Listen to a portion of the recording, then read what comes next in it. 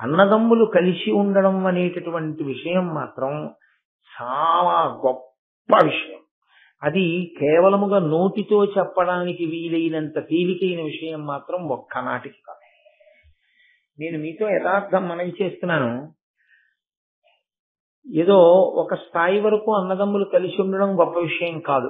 చదువుకునే రోజుల్లోనో లేకపోతే పెళ్లిళ్ళు అవ్వకముందో పెళ్లైన కొత్తల్లోనో కలిసి ఉంటారు బాని. చాలా తొందరగా విడిపోయేటటువంటి అనుబంధాలు ఏమైనా ఉంటే అన్నదమ్ముల మధ్యనే కొట్లాట్లు వచ్చేస్తాయి. వచ్చేసి ఈ ఇంటి మీద కాకి ఆ ఇంటి మీద వాలదు. అన్నగారు వస్తే తమ్ముడు పలకరించాడు. తమ్ముడిని పలకరించే ధార్మికుడు అన్నగారైనా ఆయనకు అవకాశం ఉండదు. ఒక్కొక్క చోట ఉండక అన్నదమ్ముల మధ్య పొరపక్షాలు పెరిగిపోతాయి. అన్నగారెంత ధార్మికుడు కానివ్వండి, తమ్ముడెంత మంచివాడు కానివ్వండి, అన్న తమ్ముడి దగ్గరికి తమ్ముడు అన్న దగ్గరికి వెళ్ళకపోవడమే ఆ అన్నదమ్ముల గౌరవం పాడవడానికి కారణం. వాళ్ళు ఎంత మంచి వాళ్ళైనా కానివ్వండి వ్యక్తిగతంగా, ఏమిటోనండి మరి ఇంతమంది గౌరవిస్తారు, ఆ అన్నగారిని తమ్ముడు గౌరవించాడు. ఏమిటోనండి ఆ తమ్ముడు అంత మంచివాడు అని అందరూ అంటారు, ఎందుకో ఈ అన్నగారు మాత్రం ఆ తమ్ముడి దగ్గరికి వెళ్ళడు. చాలదా కీర్తి మార్చిపోవడానికి? చాలదా బాధపడడానికి?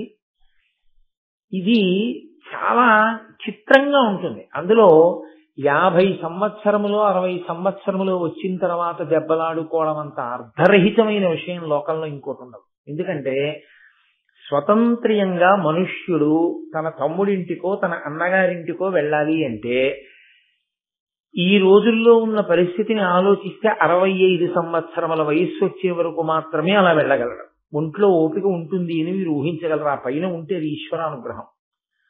65 సంవత్సరముల వరకు వెళ్ళగలడు అనుకుంటే 50 ఏళ్ళు వచ్చిన వాడు అన్నదమ్ములతో దెబ్బలాడుకుంటే వాడింక వెళ్ళగలిగినది స్వతంత్రంగా 15 ఏళ్ళు. 15 ఏళ్లలో వీడు 15 ఏళ్ళు వెళ్లి తమ్ముడి దగ్గర కూర్చోడుగా. ఆయన ఊళ్ళో ఉంటాడు, ఈయన ఊళ్ళో ఉంటాడు. ఏడాదికి మహా వెడితే ఒక 5 రోజులు వెళ్తాడు. ఇద్దరూ కలిసి ఉండేది 5 రోజులు ఏడాదికి. 15 5లు 75 రోజులు. అంటే ఇంకా ఆ శరీరంతో వాళ్ళు ఉండగా ఒక తల్లి కడుపున ఒక తండ్రి కడుపున పుట్టినందుకు అన్న తమ్ముడు అని పరస్పరం కౌగిలించుకొని సంతోషంగా కూర్చుని, రే అన్నయ్య నీకు దోసకాయ పప్పు ఇష్టం రా అని తమ్ముడు దోసకాయ పప్పు చేయించి ఇద్దరూ కలిసి అన్నం తింటూ సంతోషపడిపోయేటటువంటి మధుర క్షణాలు. దానికి కోట్లక్కర్లేదు. అన్నగారికి ఏది ఇష్టమో తమ్ముడికి తెలుసు, తమ్ముడికి ఏది ఇష్టమో అన్నగారికి తెలుసు. వాళ్ళిద్దరి మధ్య ప్రీతికి కోట్లు లక్షలు వేలు ఖర్చు పెట్టక్కర్లేదు. దానికి ఏ విధమైనటువంటి ప్రత్యేకతలు అక్కర్లేదు.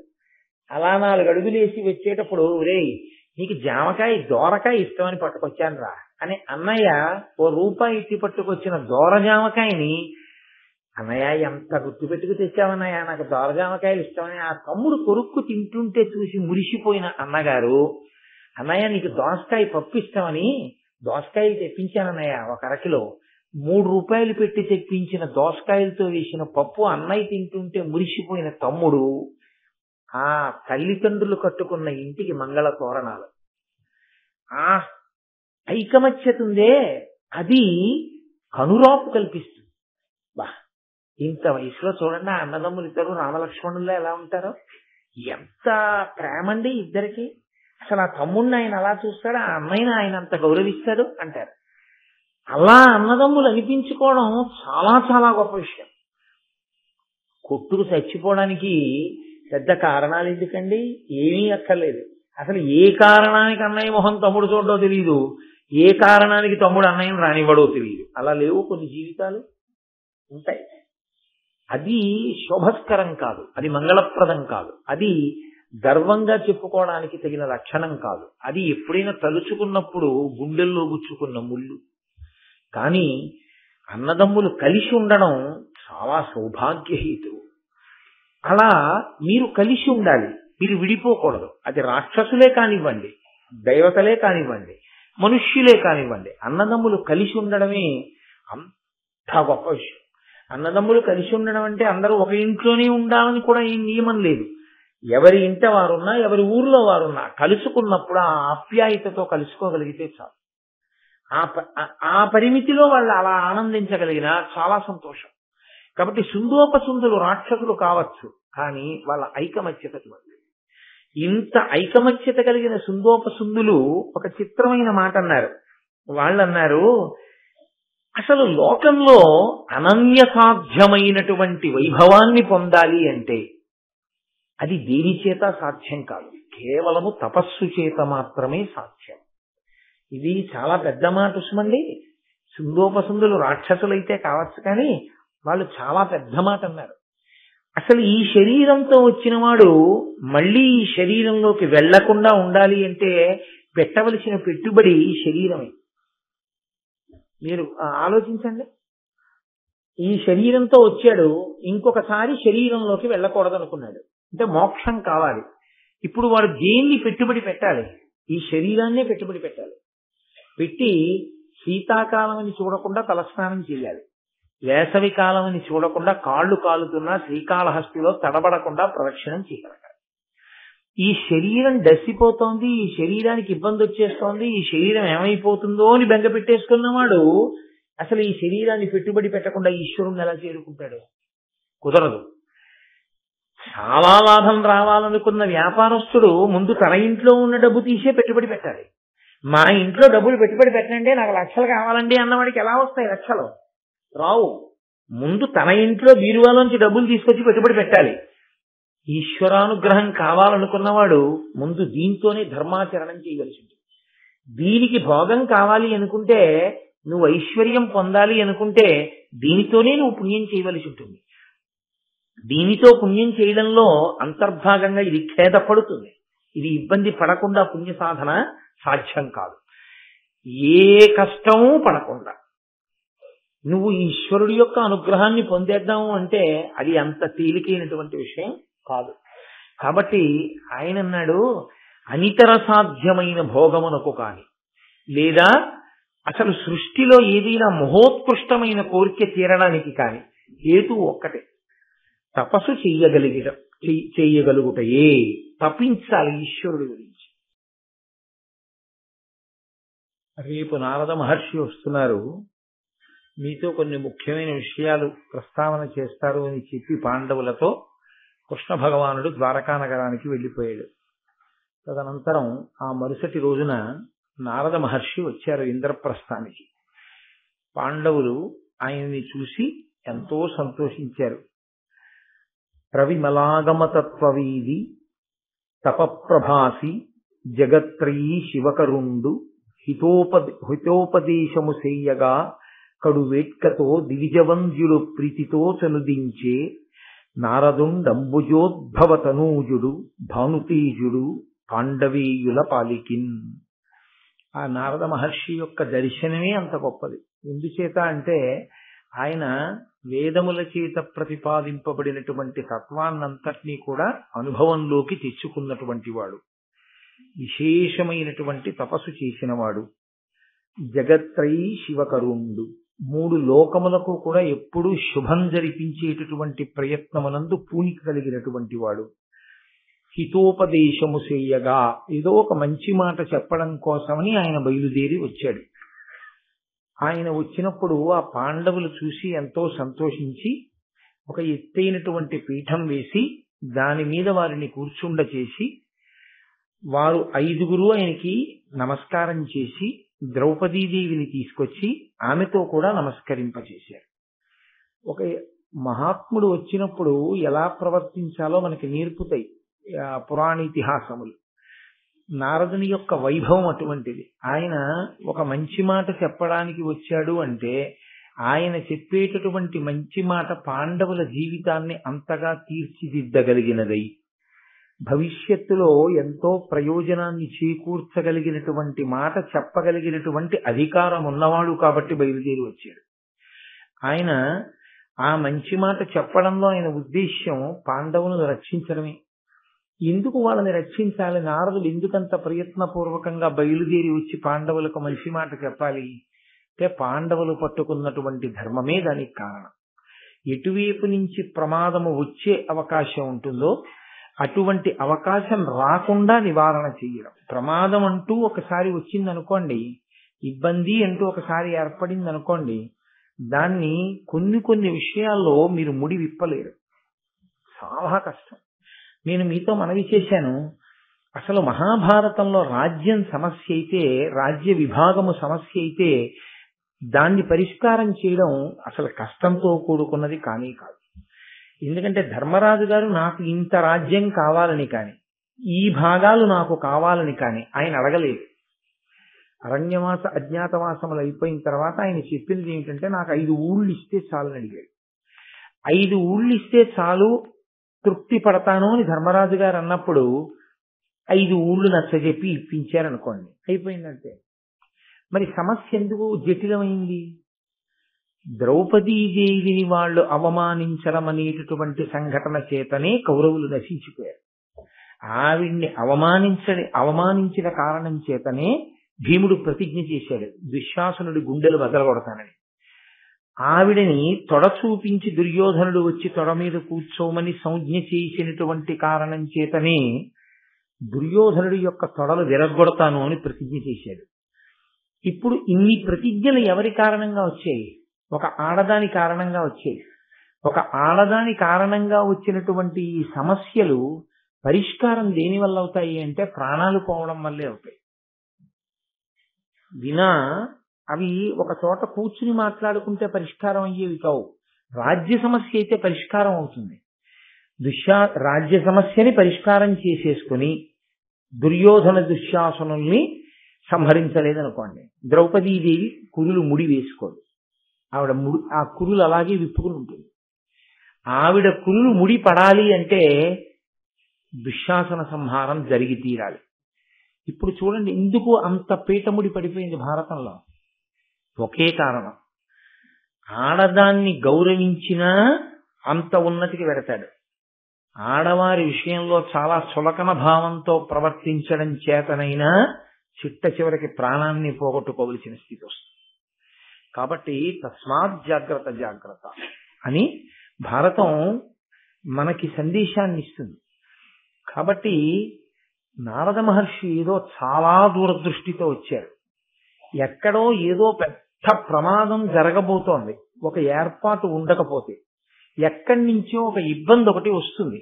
ఆ ఇబ్బంది రాకుండా ఉండాలంటే నారద మహర్షి జోక్యం చేసుకోవాలి. అందుకని వచ్చారు. ఆయన వచ్చి ఆ పాండవులు 5గురిని కూర్చోపెట్టి మాట్లాడుతున్నారు. వారు కూడా అంత గౌరవించారు, అంత మర్యాదనిచ్చారు. గురువు గారి విషయంలో శాస్త్రం ఒక మర్యాదతో కూడిన మాట చెప్తుంది. గురువు గారు ఆదేశించి కూర్చోమంటే ఏమో కానీ, గురువు గారు ఆదేశించినప్పుడు గురువు గారితో సమానంగా ఎప్పుడూ కూర్చోకూడదు. గురువు గారి కన్నా తక్కువలో మాత్రమే కూర్చోవలసి ఉంటుంది. అది దాని వలన గురువు గారికి కొత్తగా ఏదో ఒరిగిపోయిందని మీరు అనుకోకూడదు. ఆ పూజ్య భావన మిమ్మల్ని పెంచుతుంది, పైకెత్తుతుంది. నేను మీతో చాలా మార్లు మనవి చేశాను, ఎవడు పూజని జాగ్రత్తగా చేస్తాడో, ఎవడు పూజ యొక్క అంతరార్థమును గుర్తిరిగి చేస్తాడో వాడు పూజనీయుడవుతాడు. నిన్న భీష్ముడు అదే అంటాడు, ఒకరిని పూజించారు అంటే కారణం ఏమిటి? కేవలము కీర్తి చేతనే పూజిస్తారు. కీర్తి లేనివాడు పూజార్హుడు కాలేడు. ఎక్కడికి వెళ్ళినా గౌరవింపబడడానికి కారణం కేవలము వారు సంపాదించుకున్న కీర్తి కారణంగా ఉంటుంది. శరీరం పడిపోయినా ఆ వ్యక్తికి ఇచ్చేటటువంటి గౌరవం ఆయన శరీరంతో ఉన్నప్పుడు సంపాదించుకున్న కీర్తి కారణమై ఉంటుంది. కాబట్టి అహరహము కీర్తి నశించిపోకుండా ఉండడానికి వీలైన రీతిలో అశిధారావ్రతంగా మనుష్యుడు తన జీవితాన్ని చక్క చేసుకుని చక్కగా ప్రవర్తించవలసి ఉంటుంది. ఆ నడవడిని నేర్చుకోవలసి ఉంటుంది, జాగ్రత్తగా దిద్దుబాటు చేసుకోవాలి. ఆ వినయం, ఆ మర్యాద పాండవుల దగ్గర లేదనుకోండి, వచ్చిన వారు వచ్చినట్టు వెళ్ళిపోతారు నారద మహర్షి. మరి పాత్రకి అది గుర్తు. నారదుడు చెప్పడానికి వచ్చారు, కానీ పాండవులకు ఆ పాత్రత ఉందా? వాళ్ళు తమ నడవడి చేత నిరూపించుకున్నారు. ఇప్పుడు నారద మహర్షి అన్నారు వాళ్ళని కూర్చోపెట్టి, సర్వధర్మజ్ఞులు ఋవీష పూజ్యులు అన్యోన్య నిత్య సౌహార్దయుతుల అగణిత గుణ యుక్తి బొగడంగా తనువార ఇట్టి మీకేవురకిప్పుడు ద్రుపదసుక ఒక్కతియ ధర్మమతి ధర్మపత్ని అయినది. ఈ క్రమంబు లోకాగమంబులందు విరుద్ధము. ఈ సుందరి కారణంబున మీకు విప్రీతి పుట్టకుండనుండవలయు. ప్రియ సహోదరులు తొల్లి సుందోపసుందులొక్క యువతి కడరి విగ్రహించి అసురవీరులు తమలోన పొడిచి మృత్యు నిలయమునకు చనిరి. ఆయన అన్నారు, ఇన్నాళ్ళు మీ ఐదుగురి మధ్య అభిప్రాయ భేదం రావడానికి కారణం లేదు, చాలా సమైక్యంగా ఉన్నారు. రెండు, అభిప్రాయ భేదాన్ని తెచ్చుకోవడానికి కారణం లేకపోయినా కల్పించుకుని దెబ్బలాడుకునే వాళ్ళు ఉంటారు. మీ యందు ఆ మనస్థితి లేదు. మీరు విశేషమైనటువంటి సౌహార్దత కలిగినటువంటి వారు, ఒకరి పట్ల ఒకరికి అంతటి ప్రేమ ఉంది ఐదుగురికి. కానీ ఇప్పుడు మీ జీవితాల్లోకి ఒక గొప్ప అదృష్టంతో పాటే ఒక సమస్య కూడా ప్రవేశించింది. గొప్ప సుందరాంగి అయినటువంటి భార్య ఐదుగురికి ఒక్కటే. ఇంకా ఇప్పటికీ ధర్మరాజు గారికి వేరు భార్య లేదు. భీముడు హిడింబని చేసుకున్నా ఆమె కుమారుడితో కలిసి ఉత్తర దిక్కుకు వెళ్ళిపోయింది, హిమాలయాలకి. అప్పటికి ఇంకా అర్జునుడు వేరొక వివాహం చేసుకున్నట్లు కానీ, నకుల సహదేవులు వేరొక వివాహం చేసుకున్నట్లు కానీ లేదు. కాబట్టి ఐదుగురికి ఆమె ఒక్కతే భార్య. ఐదుగురికి ఒక్కతే భార్య అయిన కారణం, ఆ కారణం వల్ల ఏదైనా మీ మధ్య దెబ్బలాట అంటూ వస్తే దాని పరిష్కారము మరణమునందే ఉంటుంది. కాబట్టి ముందరుల మధ్య పగ ఎంత దూరం పెడుతుందంటే చంపుకోవడమే, వినా మార్గం లేని స్థితికి వెళ్ళిపోతుంది. మేము అన్నదమ్ములం కదా, అలా ఎందుకు అవుతాం అంటారేమో. పూర్వం ఆడదాని కారణం చేతే సుందోపసుందులనబడేటటువంటి అన్నదమ్ములిద్దరూ ఒకరితో ఒకరు యుద్ధం చేసుకుని పొడుచుకుని చనిపోయారు. కాబట్టి మీ ఐదుగురి జీవితంలో ద్రౌపదీదేవి వలన మీరు దెబ్బలాడుకునే రోజు రాకూడదు. అలా రాకుండా ఉండాలి అంటే మీలో మీకు ఒక కట్టుబాటు, ఒక ఏర్పాటు, ఒక పద్ధతి, ఒక నియమం ఏర్పాటు చేయబడి ఉండాలి. మీరు ధర్మమునకు కట్టుబడేటటువంటి వాళ్ళు కనుక. ఎందుకంటే ఇది అలౌకికమైనటువంటి వివాహం. లోకరీతి ఎలా ఉంటుందో అలా లేదు మీ వివాహం. మీది ఆశ్చర్యజనకమైన వివాహం. కాబట్టి ఇది ఇతరత్ర ఇబ్బందుల్ని ఏ కారణం చేత తేకూడదు. ఇప్పుడు పాండవుల యొక్క మనస్తత్వంలో దోషం ఉందని కాదు, ద్రౌపదీదేవి యొక్క మంచితనంలో దోషం ఉందని కాదు, వారి మధ్య అభిప్రాయ భేదాలు కల్పించడానికి ప్రయత్నం చేసేటటువంటి వ్యక్తులున్నారని నారదుడు గ్రహించారు. నిన్న నల్లా దుర్యోధనుడు చాలా మంది అందగత్తెల్ని పంపించి పాండవుల మనసు ద్రౌపది మీద విరిగిపోయేటట్టు చేయడము, ద్రౌపదీదేవికి పాండవులకి మధ్య ఏదైనా అగాధాన్ని సృష్టించడము చేస్తే వాళ్ళ మనశ్శాంతి నశిస్తుందిగా అన్నాడు. అలా జరగకుండా ఉండాలని నారద మహర్షి బయలుదేరి వచ్చారు. ఆ సుందోపసుందులు ఎవరు అని అడిగారు. పూర్వం దితి కడుపున హిరణ్యకశిపుడు పుట్టాడు. ఆ హిరణ్యకశిపుడికి నికుంభుడు అనే రాక్షసుడు, ఆ నికుంభుడికి సుందోపసుందులు అని ఇద్దరు కొడుకులు. సుందుడు, ఉపసుందుడు, వాళ్ళ పేరు సుందోపసుందులు అని కలిపి చెప్తారు. వాళ్ళిద్దరిది ఒక్కటే మాట, అంత అన్యోన్యంగా ఉండేవారు. వాళ్ళు రాక్షసులు కానివ్వండి, ఇంకొకటి కానివ్వండి, అన్నదమ్ములు కలిసి ఉండడం అనేటటువంటి విషయం మాత్రం చాలా గొప్ప విషయం. అది కేవలముగా నోటితో చెప్పడానికి వీలైనంత తేలికైన విషయం మాత్రం ఒక్కనాటికి కాదు. నేను మీతో యథార్థం మనవి చేస్తున్నాను. ఏదో ఒక స్థాయి వరకు అన్నదమ్ములు కలిసి ఉండడం గొప్ప విషయం కాదు. చదువుకునే రోజుల్లోనో లేకపోతే పెళ్లిళ్ళు అవ్వకముందో పెళ్లైన కొత్తల్లోనో కలిసి ఉంటారు బాని.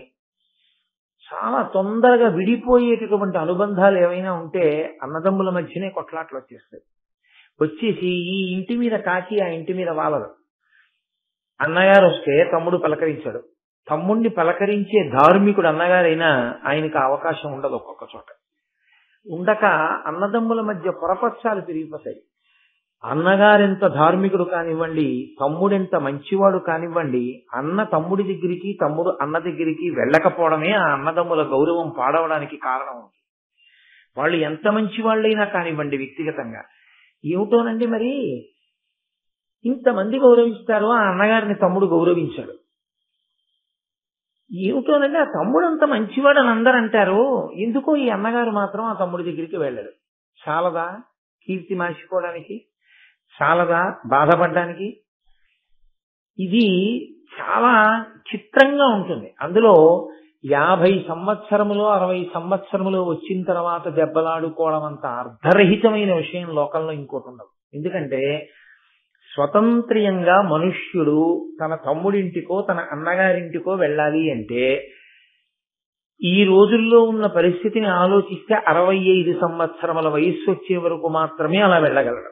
ఒంట్లో ఓపిక ఉంటుంది అని మీరు ఊహించగలరు. ఆ పైన ఉంటే అది ఈశ్వరానుగ్రహం. 65 సంవత్సరముల వరకు వెళ్ళగలడు అనుకుంటే 50 ఏళ్ళు వచ్చిన వాడు అన్నదమ్ములతో దెబ్బలాడుకుంటే వాడింక వెళ్ళగలిగినది స్వతంత్రంగా 15 ఏళ్ళు. 15 ఏళ్లలో వీడు 15 ఏళ్ళు వెళ్లి తమ్ముడి దగ్గర కూర్చోడుగా.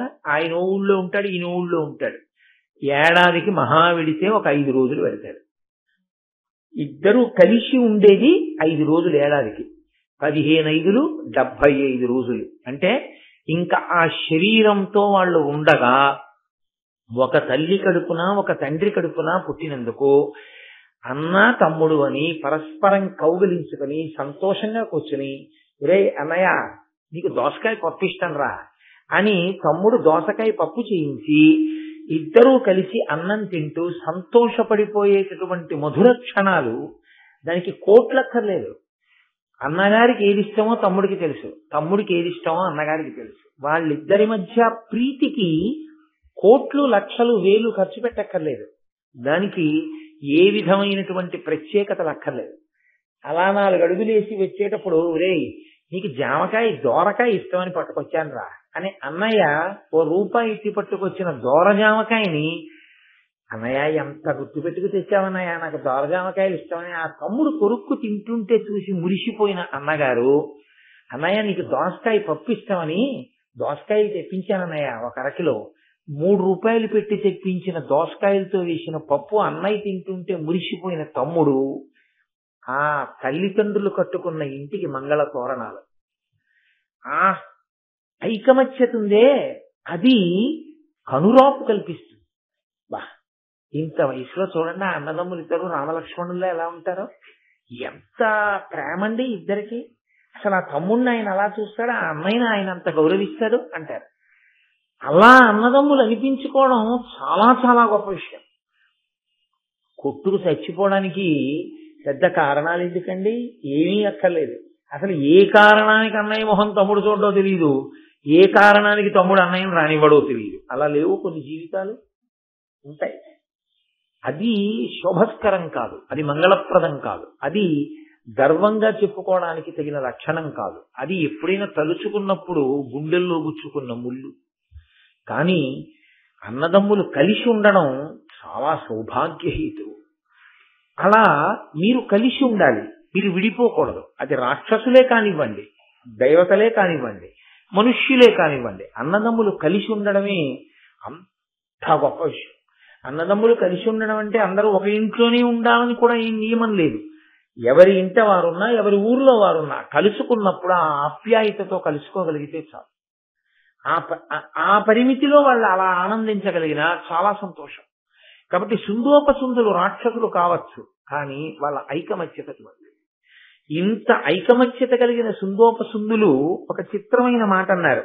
వాళ్ళన్నారు, అసలు లోకంలో అనన్య సాధ్యమైనటువంటి వైభవాన్ని పొందాలి అంటే అది దేని చేత సాధ్యం కాదు, కేవలము తపస్సు చేత మాత్రమే సాధ్యం.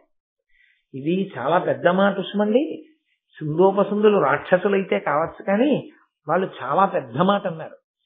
అసలు ఈ శరీరంతో వచ్చిన వాడు మళ్ళీ ఈ శరీరంలోకి వెళ్లకుండా ఉండాలి అంటే పెట్టవలసిన పెట్టుబడి శరీరమే. మీరు ఆలోచించండి. ఈ శరీరంతో వచ్చాడు, ఇంకొకసారి శరీరంలోకి వెళ్ళకూడదు అనుకున్నాడు, అంటే మోక్షం కావాలి. ఇప్పుడు వాడు దేన్ని పెట్టుబడి పెట్టాలి? ఈ శరీరాన్నే పెట్టుబడి పెట్టాలి.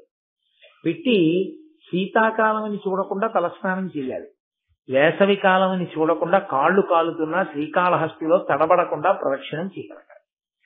ఈ శరీరం డసిపోతోంది, ఈ శరీరానికి ఇబ్బంది వచ్చేస్తోంది, ఈ శరీరం ఏమైపోతుందో అని బెంగ పెట్టేసుకున్నవాడు అసలు ఈ శరీరాన్ని పెట్టుబడి పెట్టకుండా ఈశ్వరుణ్ణి ఎలా చేరుకుంటాడు? కుదరదు. చాలా లాభం రావాలనుకున్న వ్యాపారస్తుడు ముందు తన ఇంట్లో ఉన్న డబ్బు తీసే పెట్టుబడి పెట్టాలి.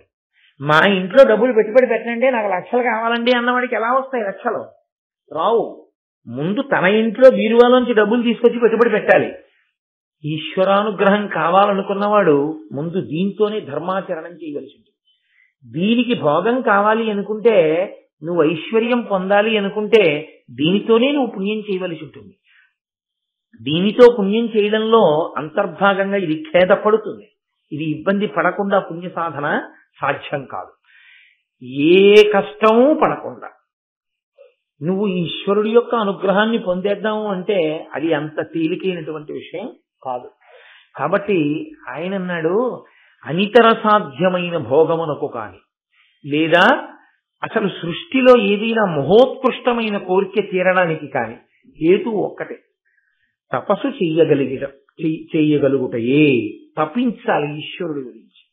కాబట్టి ఒరే తమ్ముడు, మనం గొప్ప కోరికలు కోరుదాం, వాటి కోసం తపస్సు చేద్దాం, వస్తావా అన్నాడు. అన్న ఏం చెప్తే తమ్ముడు కదా.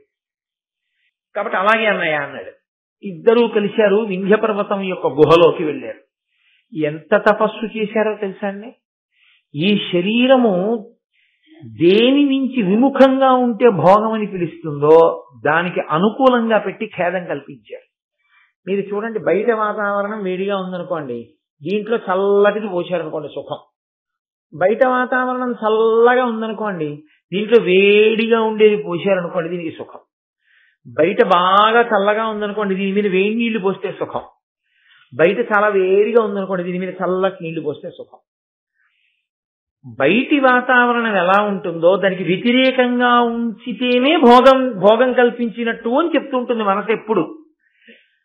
కానీ వాళ్ళు ఏం చేశారంటే, ఇది ఖేదపడిపోయినా పర్వాలేదు, ఈశ్వరుడి యొక్క అనుగ్రహం మాకు కావాలి. ఇక్కడే చిన్న తేడా వల్ల నశించిపోతారు రాక్షసులు. కాబట్టి శీతాకాలంలో నీటిలో, వర్షాకాలంలో నీటిలో తల ఇలా పైకెత్తి చూస్తూ కొన్నాళ్ళు ఇలా తల కిందకి దించుకుని మాత్రమే ఉండిపోయి, అదేమంత తేలిక విషయం కాదు. తల చాలాసేపు మీరు ఇలా కిందకి దించి అలా ఉండలేరు. కొంతసేపటికి ఇదంతా నొప్పి వచ్చేస్తుంది. అలా తల దించుకుని ఉండి కొన్ని సంవత్సరాలు, రెండు చేతులు పైకెత్తి ఉంచేసి కొన్ని సంవత్సరాలు, ఒంటికాలు మీద నిలబడి కొన్ని సంవత్సరాలు, ఇలా బయట అసలు ఆహారం తీసుకోవడం మానేసి గాలిని భక్షిస్తూ కొన్ని సంవత్సరాలు తపస్సు చేస్తే వాళ్ళ యొక్క ఆ బ్రహ్మస్థానంలోంచి తపో ధూమము పైకి వచ్చి అది వింధ్య పర్వత గుహలోంచి పైకి వచ్చి ఆకాశాన్ని కప్పింది. కప్పితే దేవతలు బ్రహ్మగారి దగ్గరికి వెళ్ళారన్నారు, అనితర సాధ్యమైన తపస్సు చేశారు సుందోపసుందులు, కాబట్టి వాళ్ళని అనుగ్రహించమన్నారు. చతుర్ముఖ బ్రహ్మగారు ప్రత్యక్షమయ్యారు. ఇది ఒక భక్తుడైతే ఏమంటాడంటే, నీ పాదముల ఎడ విస్మృతి లేని భక్తిని నాకు కృప చెయ్యి అని అడుగుతాడు. అంతే ధన్యుడైపోతాడు. ఏ శరీరాన్ని ఇంత కష్టపడి అడ్డుపెట్టి వీళ్ళు వ్యాపారంగా చేశారో, అంత కష్టపడి ఆ తపస్సు చేశారో, దాన్ని నిజంగా వ్యాపారం చేసుకుంటారు. ఇప్పుడు ఆ వచ్చిన బ్రహ్మగారిని వాళ్ళు ఏమడిగారంటే, మాకు కొన్ని కోరికలు ఉన్నాయి, కోరిన రూపం మాకు వచ్చేయాలి. ఇది ఈ లోకంలో ఇదో గమ్మత్తు. ఇలా ఉన్నాడు అనుకోండి, నేను సర్వోత్కృష్టమైనటువంటి ప్రాణిరా, నేను మనుష్యుణ్ణిరా అని వాడు తృప్తి పడ్డాం. వాడికి ఏదో ఒక దిక్కుమాల కోరిక పుడుతుంది. అలా అది ఉంది చూసావా, దానిలో నేను ఉంటే ఎలా ఉంటుంది. ఈ కోరిక వల్లే మనిషి ఏం చేశాడో తెలుసా అండి, సృష్టిలో ఉన్న ప్రతి జీవరాశిలోను ఉన్నటువంటి ప్రతి జీవిలో ఉన్నటువంటి ఉత్కృష్టమైన లక్షణం ఏదుందో దాన్ని తెచ్చి వాడుకున్నవాడు మనుష్యుడు ఒక్కడే. మీరు గమనించండి, ఏనుగుంది, దాని దంతం తెచ్చి బొమ్మలు చేసుకునేవాడు మనుష్యుడే. గుర్రం ఉంది, దాని మీద ఎక్కి స్వారీ చేసేవాడు మనుష్యుడు ఒక్కడే. ఆవు ఉంది, దాని పాలు తెచ్చుకుని అభిషేకం చేసుకునేవాడు మనుష్యుడే. గేదె ఉంది, దాని పాలు తెచ్చుకుని తోడు పెట్టుకు పెరుగు తినేవాడు మనుష్యుడే. జింక్ ఉంది, దాని చర్మం తెచ్చుకుని వేసుకుని జపం చేసుకునేవాడు మనుష్యుడే. పులితోలు మీద కూర్చునేవాడు మనుష్యుడే. ఏనుగెక్కి ఆ అంబారీ మీద కూర్చుని యుద్ధానికి వెళ్లేవాడు, గజారోహణ సత్కారాన్ని పొందేవాడు మనుష్యుడే. ఒక నెమలుంది, దాని ఈకలు తెచ్చి ఇంట్లో అందంగా పెట్టుకుని నెమలి నాట్యం చేస్తుంటే సంతోషపడిపోయేవాడు మనుష్యుడే. పక్షుల్ని తీసుకొచ్చి పంజరాల్లో పెట్టేవాడు మనుష్యుడే. ఆఖరికి కస్తూరి మృగం కస్తూరి తెచ్చుకుని ఒంటికి రాసుకుని పొంగిపోయేవాడు మనుష్యుడే. ఇది ఒక జీవికి ఉన్న ప్రత్యేకతని వేరొక జీవి తన భోగానికి వాడుకోదు లోకంలో. ఇది ఏ జీవికి ఉండదు. మీరు చూడండి, ఏనుక్కి దంతం ఉంది, ఈ దంతం పట్టుకెళ్ళి నా గూట్లో పెట్టుకుంటానని చిలక పట్టుకెళ్ళదు. చిలకకి అందమైన ఎర్రటి ముక్కుండి అందంగా అరుస్తూ పండు కొరుకుతూ ఒకరన్న మాటని అనుకరించగలిగిన లక్షణం చిలకకుంటుంది. అలాగని పక్క కొమ్మ మీదున్న కాకి చిలకనెప్పుడు నువ్వు కావు కావు అను అని నేర్పదు. మనిషి తెచ్చి పంజరంలో పెట్టి మాటలు నేర్పుతాడు చిలకకి. ఏ ప్రాణి కూడా తనకున్న వైభవాన్ని తాను వాడుకోదు. దానికున్న వైభవాన్ని వాడుకుందామని పక్క ప్రాణి చూడదు. అన్నిటి వైభవాన్ని వాడుకుందామనే ప్రయత్నం చేసేవాడు మనుష్యులొక్కడే. దాని వలనే ఇన్ని రకాల ఆహారాలు అలవాటు పడింది మనుష్యుడికి ఒకరికి. ఇది చూడండి, చిలుక ఏదో పళ్ళో కాయలో తింటుంది, పులి మాంసం తింటుంది, దానికి ఏం వండక్కర్లేదు, వార్చిపెట్టక్కర్లేదు, దొరికితే చాలు తింటుంది. ఓ ఏనుగు ఆకులు కొమ్మలు తింటుంది. మనుష్యుడు గోడ మీద బల్లి తప్ప వాడు తినందేముండదు. కొన్ని దేశాల్లో అవి తింటారు. నేను అది విని తెల్లబోయాను. కాబట్టి అన్నిటినీ తిని తాను సుఖంగా ఉండాలని కోరుకునేటటువంటి విషయంలో అసలు నిగ్రహం లేకుండా ఆ భోగానికి అవధి లేనితనమే రాక్షసత్వం. కాబట్టి సుందోపసుందులు అడిగారని మనం ఏం వాళ్ళనే అనుకోక్కర్లేదు. వాళ్ళు అన్నారు మాకు కామరూపం కావాలి. వాడికో ఏనుగుని చూశాడనుకోండి, ఆ ఏనుగుని ఇంకో పెద్ద ఏనుగు వచ్చి యుద్ధం చేసి కొట్టి పడేస్తే అలా ఉంటుంది అనిపిస్తే వీడు పెద్ద ఏనుగు అయిపోతాడు. లేకపోతే అక్కడ ఒక ఆడ ఏనుగు కనిపిస్తే దానికి వాడికి ఆడ ఏనుగు అందంగా అనిపిస్తే వీడు మగ ఏనుగు దాంతో క్రీడిస్తాడు. అది దానికి అర్థం ఏముండదు. ఆ భోగానుభవానికి ఈ ఒక్క శరీరం చాలదు మాకు, అందుకుని మాకు వేరు శరీరాలు కావాలి. ఇన్నాళ్ళు ఏం చేశాడు? ఆ శరీరాన్ని చేద పెట్టి తపస్సు చేశాడు. అది వ్యాపారం కాదండి. అది ఇంకా ఈ శరీరం రాకుండా చేసుకోవడం కాదు, మళ్ళీ ఇన్ని రకాల శరీరాలతో భోగం అనుభవిస్తాట. అదే రాక్షసత్వం అంటే. ఎందుకు చేసినట్లు ఆ తపస్సు? అన్నీ విన్నా, అన్నీ చదువుకున్నా, ఇంట్లో భారతం వ్యాఖ్యానాలన్నీ ఉన్నా, తన భోగకాంక్ష ఎందు కించిత్ కూడా తరుగన్నది లేకుండా మనసు మాత్రం వెంపర్లాటతో తిరిగేవాడెవరో వాడే సుందోపసుందుల్లో కొంత అంశం ఉన్నవాడితో లెక్క. తృప్తి నీకు ఏర్పడితే నువ్వు నారదుడి, తృప్తి ఏర్పడకపోతే నువ్వు సుందోపసుందుల్లో ఓ అంశం ఉన్నవాడి. కాబట్టి కోరిన రూపం కావాలి. మేము ఎక్కడికి వెళ్ళాలనుకుంటే అక్కడికి వెళ్ళిపోతూ ఉండాలి. మళ్ళీ అది రూపం చేత, ఇది దేశము చేత. వాడికి ఎవరో వచ్చి చెప్తారు, హిమాలయ పర్వతములకు ఎడమ పార్శ్వమునందు ఉండేటటువంటి పొదరింటిలో ఒక గొప్ప పొద తీగ ఉంది, ఆ తీగ ఆకులు తింటే నీకు గొప్ప బలం వస్తుందంటే వాడు వెళ్ళిపోయి ఆకు తినేయాలి. దానికి వాడు కష్టపడ్డావు, వెంటనే వెళ్ళిపోవాలి వాడు. అలా వచ్చినవే కదా సాధనాలన్నీ, ప్రయాణ సాధనాలు. వెళ్ళేటప్పుడు కూడా భోగమునకు కించిత్ ఇబ్బంది రాకుండా వెళ్ళిపోవడం అనేటటువంటి ప్రక్రియలో ఒకప్పుడు కారు అంటే కారు ఒక్కటే ఉండేది. ఆ తర్వాత కారు ఏసీ కారు అయింది. ఆ తర్వాత ఏసీ కారు ఆడియోతో తయారైంది. ఆ తర్వాత ఏసీ కారులో ఆడియో విత్ వీడియో, వెనకాతల కూర్చుని అలా స్క్రీన్ మీద చూస్తూ సినిమా చూస్తూ వెళ్ళిపోవచ్చు. ఆ తర్వాత సెల్ ఫోన్ పొరపాటున ఛార్జింగ్ అయిపోతే అందులోనే పెట్టేసుకోవడానికి ఛార్జర్ వచ్చేసింది. నీకు వినపడి బాధపట్టక్కర్లేదు, నువ్వు అద్దాలు వేసుకుంటుంటే వీధిలో వాళ్ళ చెవులు పగిలిపోయేలా హారలు కొట్టచ్చు. ఎన్ని భోగాలు కావాలో అన్ని భోగాలు అందులో ఉన్నాయి. ఇన్ని భోగములు అందులో ఉన్నప్పుడు మనసుకి ఏకాగ్రత ఎందుకుంటుంది? అందులో టీవీ ఉంది, నీకు రోడ్డు కనపడుతుందా? అందులో పాట ఉంది, నీ మనసు నిలబడుతుందా? అందులో సెల్ ఫోన్ ఉంది, నీ దృష్టి స్టీరింగ్ మీద ఉంటుందా? కాబట్టి అన్నీ ఉన్న కారు రోడ్డు మీద పక్కన పడిపోతుంది. అది ఎక్కిన ఈయన ఇంటెన్సివ్ కేర్ యూనిట్ లో ఉంటాడు. నిగ్రహం లేకపోతే వచ్చే ప్రమాదం. దాన్ని ఎలా వాడుకోవాలో అలా వచ్చిందనుకోండి, అది వేరే విషయం. కాబట్టి గమనము, మాయారూపమును మేము ధరించగలిగి ఉండాలి. నాలుగోది ఏమిటో తెలుసా? ఇన్ని ఉన్నాయి. నీకు ఇచ్చేసానన్న తర్వాత నీకు చచ్చిపోతే అందులో చావు రాకూడదు. అసలు ఈ శరీరం పడిపోకూడదు. ఇందుకు ఇంత కష్టపెట్టి తపస్సు చేసింది, అది విచిత్రం. అసలు మేము చచ్చిపోకూడదు బ్రహ్మదేవ. ఆయన అన్నాడు, అలా కుదరదులేవయ్యా, చచ్చిపోకపోవడం అన్నది వదిలేయి, అసలు ఇవ్వలేరు ఎవరది. అది ప్రకృతి పరిణామం, పడిపోవాలి ప్రతి ప్రాణి కూడా. కానీ ముందు 3 ఇస్తాను తీసుకో అంతే. వాడికి ఇంకేం కావాలండి 3 ఇచ్చేస్తే? ఉత్తర క్షణం ఎక్కడెక్కడ ఉన్న భోగములను అనుభవించాలి. అన్ని భోగముల కన్నా ఎక్కువ భోగములు ఎక్కువ ఉంటాయి అంటే స్వర్గలోకంలో ఉంటాయి. అందుకని వీళ్ళందరూ ఎప్పుడు ఎక్కడికి పోతారంటే స్వర్గలోకం మీద దాడికి పోతారు రాక్షసులందరూ. కాబట్టి ఆ స్వర్గలోకం మీదకి వెళ్ళాడు, అందరినీ ఇబ్బంది పెట్టేశాడు.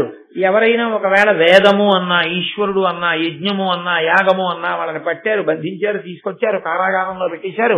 నాకన్నా ఈశ్వరుడు ఎవడన్నాడు. ఇంకా దాంతో వ్యక్తి పూజ మొదలు పెట్టాడు, నానా అల్లరి పెట్టడం మొదలు పెట్టాడు. ఆఖరికి వాడి కోరిక ఎంత దూరం వెళ్ళిపోయిందంటే వాడు అరణ్యంలో ఏనుగుల మధ్య ఏనుగై, పులుల మధ్య పులై, సింహాల మధ్య సింహమై వాటిని కూడా బాధపెట్టేవాడు. నేను యథార్థం చెప్తున్నాను, భారతంలో ఉంది, మీరు కావాలంటే చదవండి. కాబట్టి వీడికి ఉన్న శక్తులన్నీ ఎందుకు పనికి వచ్చాయంటే వీళ్ళు తప్ప మిగిలిన వాళ్ళని బాధ పెట్టడానికి పనికి వచ్చాయి. ఆ స్థితిలో దేవతలందరూ వెళ్ళి బ్రహ్మగారికి చెప్పారు, అయ్యా వీళ్ళిద్దరు ఎలా చచ్చిపోతారు, అసలు వీళ్ళిద్దరు చచ్చిపోయే మార్గం ఏమైనా ఉందా అన్నారు. అంటే బ్రహ్మగారు ఒకసారి ఆలోచించి ఆయన అన్నాడు, విశ్వకర్మ దేవతల యొక్క శిల్పి, ఆయన్ని పిలిచి లోకంలో ఇప్పటి వరకు లేనటువంటి గొప్ప అందగత్తెని సృజించు. ఆయన తిలానుమణికోటి సంఘటిత దివ్య దేహంబుతో తిలోత్తమ అనంగ ఒక్క యువతీ లలామంబు ఉత్పలాక్షినరించే సర్వగుణభాసి రూప క్రియా కళావిదుడు విశ్వకర్మ తన కౌశలం వెర్పడన్. ఆయన రత్నాలలో నువ్వు గింజలంతంత ఉండేటటువంటి రత్నములను కొన్నిటిని తీసుకుని ఆ నువ్వు గింజల్లాంటి రత్నాలతో ఆ తేజస్సుతో ఒక స్త్రీని సృజించాడు. ఇప్పుడు ఆమె సౌందర్యం ఎలా ఉందంటే ఆమె బ్రహ్మగారికి ప్రదక్షిణం చేద్దామని ప్రదక్షిణం చేస్తోంది. బ్రహ్మగారికి ముందు తలకాయ అవుతుంది. అప్పుడు ఆయన ఇలా చూశాడు, చూసి అయ్య బాబోయ్ ఏదో అందగత్తిని సృజించమంటే ఇంత అందగత్తిని సృజించాడేమిటని, బ్రహ్మగారంతటి వాడు నేనెప్పుడూ చేయలేదు ఇలాంటి సృష్టి, ఇంత గొప్ప సృష్టి అని ఆవిడ ప్రదక్షిణం చేస్తుంటే సృష్టికర్త తెల్లబోయాడు, ఇలాంటి స్త్రీని ఎలా సృష్టించాడని. అప్పుడు ఒక్క ముఖం 4 ముఖాలైంది ఆవిడ్ని చూడటంలో. ఇంద్రుడు ఆవిడ్ని చూడడానికి 2 కళ్ళు చాలవని ఒళ్ళు 1000 కన్నులు చేసుకున్నట్టు. అంత అందగత్తెని సృజించి బ్రహ్మగారు అన్నారు, వాళ్ళకేం వికారం ఏం లేదు, ఆ చూడటం చేత అభినందించారు సృష్టి. విశ్వకర్మని అభినందించారు. అభినందించి అమ్మాయి నువ్వు వెళ్ళి సుందోపసుందుల మధ్య విభేదాన్ని కల్పించు, వాళ్ళిద్దరూ మరణించేటట్టు చెయ్యి అన్నారు. ఆజ్ఞ అని ఆవిడ సుందోపసుందుల దగ్గరికి వెళ్ళింది. వాళ్ళిద్దరూ ఆవిడ్ని చూడగానే, రాక్షస బుద్ధి కదండి అది, దేవతా బుద్ధి, అభినందించి విడిచిపెడతారు. రాక్షస బుద్ధి ఏమిటంటే వెంటనే తమదైపోవాలి, తాము అనుభవించాలి. కాబట్టి వాళ్ళు అన్నారు, ఇద్దరూ ఏకకాలంలో నువ్వు నాకు భార్యవికా అన్నారు. వెంటనే ఆవిడంది, సుందరి మా ఇద్దరిలో ఇందెవ్వరి వలతు చెప్పు మీ అనప్పుడు పూర్ణేందుముఖి వారి కను మీ అందెవ్వడు ఒడిచి ఒడుచు అతనిది వలతు. నాకు భార్య అంటే నాకు భార్య అని ఇద్దరు అంటుంటే ఆవిడంది, ఇద్దరికి భార్యను ఎలా అవుతానయ్యా, మీ ఇద్దరూ పరాక్రమం చూపించండి, ఇద్దరిలో ఎవరు పరాక్రమవంతులై మిగిలిపోతారో వాళ్ళని వివాహం చేసుకుంటారు అంతే. ఇన్నాళ్ళు వాళ్ళిద్దరూ ప్రతీదీ కలిసే అనుభవించారు, కలిసే ఉన్నారు సంతోషంగా తపస్సు దగ్గర నుంచి. ఇప్పుడు ఆ వచ్చిన తిలోత్తమ కోసం వీళ్ళిద్దరూ యుద్ధం మొదలుపెట్టి ఒకళ్ళనొకళ్ళు దారుణంగా కొట్టుకుని పొడుచుకుని ఇద్దరు కలిసి ఒకేసారి చచ్చిపోయారు. ఆ తిలోత్తమ బ్రహ్మలోకానికి వెళ్ళిపోయింది. ఎవరు చెప్తున్నారు ఈ కథ? నారద మహర్షి చెప్తున్నారు. ఎవరితో చెప్తున్నారు? పాండవులతో చెప్తున్నారు. ఎందుకు చెప్తున్నారు? ఎంతటి తపోనిష్టాగరిష్ఠులైనా, ఎంత ధర్మం తెలిసిన వాళ్ళైనా, ఎంత ఐకమత్యం ఉన్న వాళ్ళైనా స్త్రీ కారణంగా ఇబ్బందులను కొని తెచ్చుకుంటూ ఉంటారు. మీకు 5 మధ్య సమైక్యత ఉంది, కానీ ఒక్కతే భార్య. దీని వలన రాబోయే కాలంలో ప్రమాదం ఏర్పడే అవకాశం ఉంటుంది, ఎప్పుడైనా ఇబ్బంది రావచ్చు. కాబట్టి మీరు ఒక నియమం చేసుకోండి అనిన నారద మహాముని పల్కు చేకొని తమలో ఒడంబడి విమల బుద్ధి ఏవురయందును ద్రోవది ప్రీతితో ఒక్కొక్క ఇంట తానొక్క 7 క్రమమున ఉండను కమలాక్షి ఎవ్వరి ఇంట తానుండే ఇంటి వలన పెరవారు చనకుండా ఎరుగక చనిరేని వెలయగ 12 నెలలు తీర్థసేవ చేయుచును విశేష వ్రతంబులు ధీరవృత్తి చలుపువారుగాను సన్మునీంద్రునొద్ద సమయంబు చేసిరి రాజనుతులు పాండు రాజసుతులు. వాళ్ళు బుద్ధి కలిగిన వాళ్ళు, ధర్మాత్ములు కాబట్టి పెద్దలు చెప్పిన మాట వాళ్ళు వింటారు. కాబట్టి వాళ్ళ 5గురు కూర్చుని ఇందుకు చెప్పాడో నారదుడు మహాత్ముడు, ఏ దెబ్బలాటాలు ఏం జరిగి మధ్యలో ఈయన పెద్దరికం ఏంటి అనలేదు. వాళ్ళు పెద్ద ఆయన వచ్చి చెప్పారు గురువు గారు. కాబట్టి మనం ఒక ఒడంబడిక చేసుకుందాం. ఇక నుంచి మన 5గురికి పత్ని అయినటువంటి ద్రౌపదీదేవి ఒక్కొక్క సంవత్సరం ఒక్కొక్కరి ఇంట్లో ఉంటుంది. ధర్మరాజు గారి ఇంట్లో ఉన్నప్పుడు మిగిలిన 4 ధర్మరాజు గారితో కలిసి ఉండగా, ఆవిడితో మాట్లాడుతున్నా, ఆవిడితో కలిసి ఎక్కడికన్నా వెళుతున్నా, కలిసి ఆ ఇంట్లో విహరిస్తున్నా, కలిసి ఆఖరికి ఓ గదిలో నిలబడున్నా, మిగిలిన 4 పొరపాటున కూడా వెళ్ళి చూడకూడదు. ఒకవేళ అలా చూస్తే 12 నెలలు తీర్థయాత్రకి వెళ్ళాలి. అది పాపము కింద భావన చేద్దాం. చేసి తత్పాప పరిహారార్థం 12 నెలలు వెళ్ళాలి. సంస్కృత భారతంలో 12 సంవత్సరాలు వ్యాసుల వారు పెట్టిన నియమం. నన్నయ్య గారు ఆంధ్రీకరించినప్పుడు దాన్ని 12 నెలలుగా మార్చారు. కాబట్టి 12 నెలలు మనం అలాంటి నియమం పెట్టుకున్నాం. ఒక్కొక్కరింట 12 నెలలు ఉంటుంది ద్రౌపదీదేవి. అలాగే తప్పకుండా అంగీకారం. కాబట్టి ఆవిడ ధర్మరాజు గారి ఇంట్లో ఉండి చక్కగా సంతోషంగా జీవితాలు గడిచిపోతున్నాయి. మిగిలిన 4 తమ్ములు వేరొక చోట ఉన్నారు. ఎప్పుడైనా ధర్మరాజు గారితో మాట్లాడవలసి వస్తే వాళ్ళ సమావేశ మందిరం వేరే ఉండేది తప్ప ద్రౌపదీదేవితో కలిసి ఆయన ఉన్న ఇంటికి వెళ్లేవారు కాదు. కానీ ఒకానొకప్పుడు ఒక విచిత్రమైనటువంటి పరిస్థితి ఏర్పడింది. ఒక బ్రాహ్మణుని యొక్క ఆవుల్ని, దూడల్ని దొంగలు ఎత్తుకుపోయారు. అవి హోమధేనువులు. అంటే అందులో దాని వలన వచ్చేటటువంటి పాలు తదితర పదార్థముల చేత ఆయన హోమాన్ని చేస్తాడు. హోమము అంటే అగ్నిని ఆరాధన చేస్తాడు. బ్రాహ్మణుడికి అగ్ని ఆరాధన అత్యంత ముఖ్యమైనటువంటి విధి. అసలు యథార్థంగా మాట్లాడాలంటే అగ్ని ఆరాధన బ్రాహ్మణుని ఒక్కడి సొత్తు కాదు, అందరూ చెయ్యాలి అగ్ని ఆరాధన. అయితే ఎవరు ఎలా చెయ్యాలి అన్న దాని మీద వ్యాఖ్యానాలు వేరుగా ఉన్నాయి తప్ప అగ్నిని ఆరాధించకుండా ఎవ్వరూ ఉండకూడదు, అందరూ అగ్నిని ఆరాధన చెయ్యాలి. కాబట్టి ఇప్పుడు అతనికి హోమం ఆగిపోతుంది ఈ ఆవులు దూడలు లేకపోతే. ఆయన బ్రాహ్మణుడు, ఆయన వెంటబడి యుద్ధం చేయలేడు, బ్రాహ్మణ తేజస్సున్నవాడు. కాబట్టి ఆయన క్షత్రియుడి మీద ఆధారపడాలి రక్షణ కొరకు. పరిగెత్తుకుంటూ ఆయన అర్జునుడి దగ్గరికి వెళ్ళాడు. అర్జున ఆలస్యం చేస్తే దొంగలు దూరంగా వెళ్ళిపోతారు. వాళ్ళు నా ఆవుల్ని దూడల్ని ఎత్తుకుపోయారు. కాబట్టి నువ్వు వెంటనే బాణములను పట్టుకొచ్చి ప్రయోగించి ఆ దొంగల్ని సంహరించి నా ఆవు దూడ నాకు దొరికేటట్టుగా చెయ్యి. ప్రభు అయినటువంటి వాడు దొంగ దొరికి సొత్తు పట్టుకుని పారిపోతూ లొంగనప్పుడు బాణప్రయోగం చేసి చంపైనా సరే వారి సొత్తు వారికి ఇప్పించకపోతే, ఆ అధికారం ఉన్నవాడు, ఎవరు పడితే వాళ్ళు కారు, ఆ అధికారం ఉన్నవాడు అలా చేయకపోతే గర్భస్రావం చేసిన పాపం ఇంకా కొన్ని పాపాలు వాళ్ళ ఖాతాలో వేస్తారు. అందుకని వెళ్ళాలి క్షత్రియుడైనటువంటి అర్జునుడు. అది ఆయన క్షాత్రం, అది ఆయన ధర్మం అవుతుంది అప్పుడు. కాబట్టి వాళ్ళు ఎప్పుడు నిరంతరం ధర్మం గురించి జాగరూకతతో ఉంటారు. తన ధర్మ నిర్వహణ తాను చెయ్యాలి. కాబట్టి గబగబా ఆయుధాల కోసమని వెళ్ళబోయి ఆగిపోయాడు అర్జునుడు. అవి ధర్మరాజు గారు ద్రౌపదీదేవి కలిసి ఏ ఇంట్లో ఉన్నారో ఆ ఇంట్లో ఉంది ఆయుధశాల. ఆయుధాలన్నీ ఆ ఇంట్లో ఉన్న గదిలో ఉన్నాయి. తొందరపడి వెడితే గభాలన ధర్మరాజు గారు ద్రౌపదీదేవితో కలిసి ఎక్కడైనా కనపడితే తను ఆజ్ఞని ఉల్లంఘించినట్టు అవుతుంది, పెట్టుకున్న నియమాన్ని ఉల్లంఘించినట్టు అవుతుంది. 12 నెలలు తీర్థయాత్ర గడిపాలి బ్రహ్మచర్యం పాటిస్తూ. కాబట్టి వెళ్లకుండా ఆగాడు. బ్రాహ్మణుడు అన్నాడు, నువ్వు ఇలా తటపటాయిస్తే నా ఆవుల్ని దూడల్ని ఎత్తుకుని వెళ్ళిపోతాడు చాలా దూరం, నాకు ఆవులు దూడలు దొరకవు. బ్రాహ్మణ సొత్తు అపహరింపబడుతుంటే చూస్తూ ఊరుకున్నవాడు క్షత్రియుడు ఎలా అవుతాడు? కాబట్టి తొందరగా పట్టుకున్న ఆయుధాలన్నాడు. సరే, ముందు బ్రాహ్మణుణ్ణి ఆవుల్ని దూడల్ని కాపాడడం నా కర్తవ్యం, నా ధర్మం. దీనికోసం నేను పరిగెత్తవలసిందే అని ఆయుధశాలలోకి వెళ్ళాడు. ప్రతి కదలిక యందు పరదేవత ఉంటుందని నేను మీతో చెప్పాను కదండి. ధర్మం పట్టుకున్న వాడిని బతికించాలి. ఎప్పుడు బతికించాలి? ఇప్పుడు కాకపోవచ్చేమో. దీని వెనక ఏం చెయ్యాలనుకుందో ఆ తల్లి, ఇక్కడి కదలిక ఎక్కడికి వెళ్ళి పెద్ద పునాది వేయాలో మీకు చూపిస్తాను, ఎందుకు వస్తుందో ఈ వృత్తాంతం నేను. అందుకే విజయ విలాసం చేశారు చామకూర వెంకటకవి తర్వాత వచ్చే ఘట్టం మీద ఏకంగా.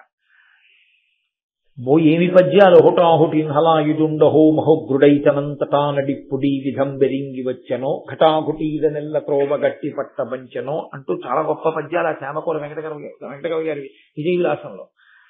అటువంటి అర్జునుడు గబగబా ఆయుధశాలలోకి వెళ్ళాడు, ధనస్సు బాణాలు తెచ్చుకున్నాడు. అక్కడే నించునున్నారు ధర్మరాజు గారు, ద్రౌపది.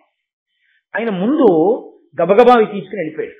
వెళ్ళిపోయి ఆ దొంగల్ని సంహరించి ఆవుల్ని దూడల్ని బ్రాహ్మణుడికి ఇచ్చేసి అన్నగారి దగ్గరికి వచ్చాడు.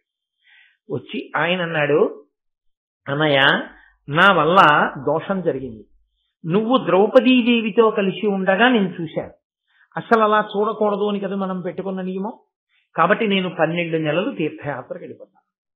ధర్మరాజు గారు అన్నాడు, ఒరే నీకైనా నాకైనా ఎవరికైనా క్షత్రియుడన్న వాడికి పరమధర్మం ఏమిటంటే బ్రాహ్మణుల్ని గోవుల్ని ముందు రక్షించాలి.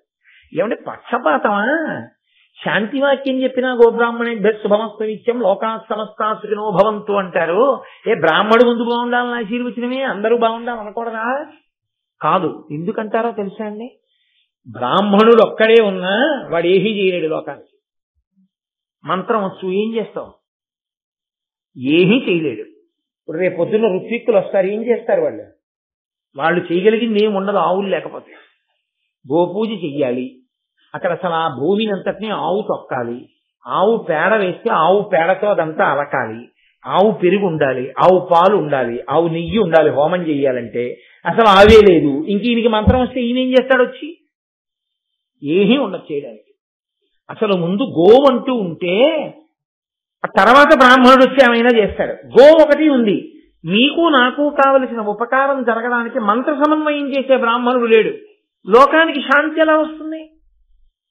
ఇప్పుడు ఆ బ్రాహ్మణుడు ఉండి తాను కష్టపడి నేర్చుకున్న మంత్రభాగంతో ఈ నీటిలోకి సమిధ వేసి ఈ సమిధ పట్టుకెళ్లి అగ్నిహోత్రంలో వేస్తే అగ్నిహోత్రుడు దేవతలు సంతోషిస్తే ఆ సంతోషం వల్ల మనందరం సంతోషంగా ఉంటాం.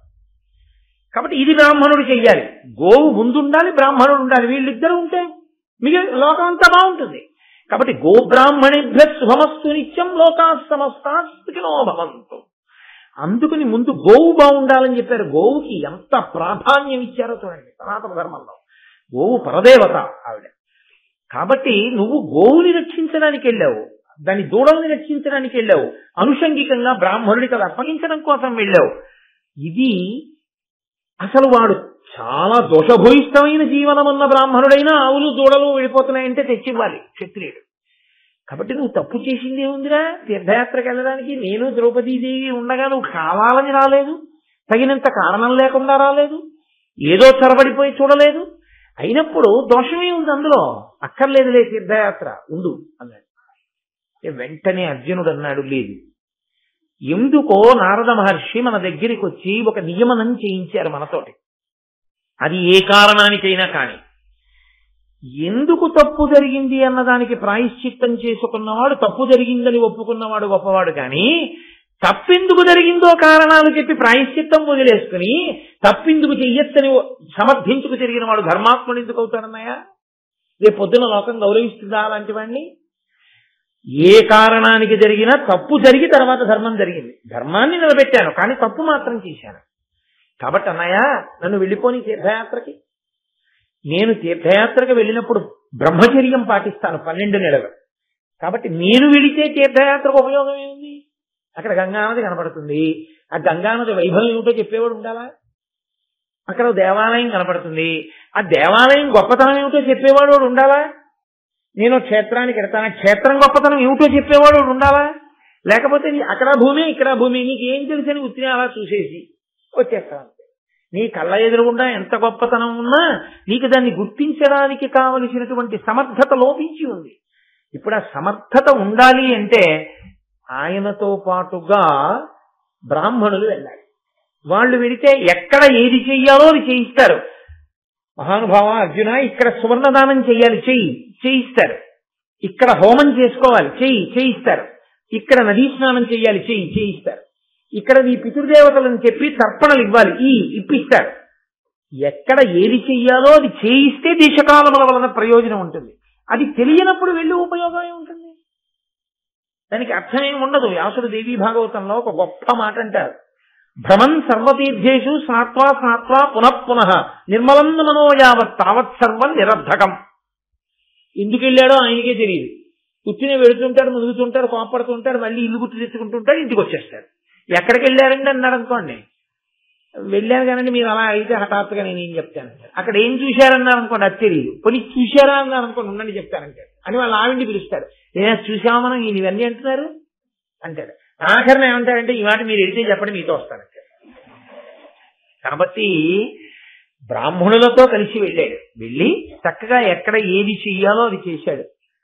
గంగా నదీ తీరమునకు వెళ్ళాడు. వెళ్ళి ఆ గంగమ్మని చూసి గంగాధర పింగజటా సంగమ మంగళ విశాల చటుల తరంగన్ గంగానది సేవించెను గంగా ద్వారమున విగత కల్మషుడగుచున్. గంగాద్వారం అంటే హరిద్వారం. అక్కడికి వెళ్ళి గంగని చూశాట. గంగ పేరెత్తగానే నన్నయ్య గారికి పడినటువంటి పద్యం చూడండి. అది భక్తి, అది ఋషి యొక్క తత్వం రచనలో. గంగాధర పింగజట సంగమ మంగళ విశాల చటుల తరంగం. రామాయణం బాలకాండలో వాల్మీకి మహర్షి అంటారు, భవాంగపతితంతోయం పవిత్రమితి పస్పృశు అంటారు. భౌడైనటువంటి పరమశివుని యొక్క తలకి తగిలింది కాబట్టి గంగకంత శక్తి వచ్చింది అన్నాడు. అలా గంగాధరుని యొక్క ఎర్రని జటలకి తగిలి కింద పడినటువంటి ఆ గంగని చూసి అబ్బా గంగ అన్నాడు. అసలు ఏమిటో కానండి, అసలు ఆ గంగ అనేటప్పటికీ కుంభాభిషేకం అయిపోగానే ఒక్కసారి కాశీ వెళ్ళిపోదాం ఏమిటనిపిస్తుంది. అసలు ఆ గంగా మీరు ఆలోచించండి. ఇప్పుడు ఇవాళ సభంతా అయిపోయిన తర్వాత మీ అందరి మీద గంగ చల్లుతాక అన్నారనుకోండి, ఎంత పొంగిపోతారో. ఎన్నో నదులు ఉండొచ్చు, నేను తక్కువ చేసి మాట్లాడలేదు, కానీ గంగ గంగయే. శంకర భగవత్పాదులంతటి వారు గంగాష్టకం అని గంగ మీద అష్టకం చేశారు.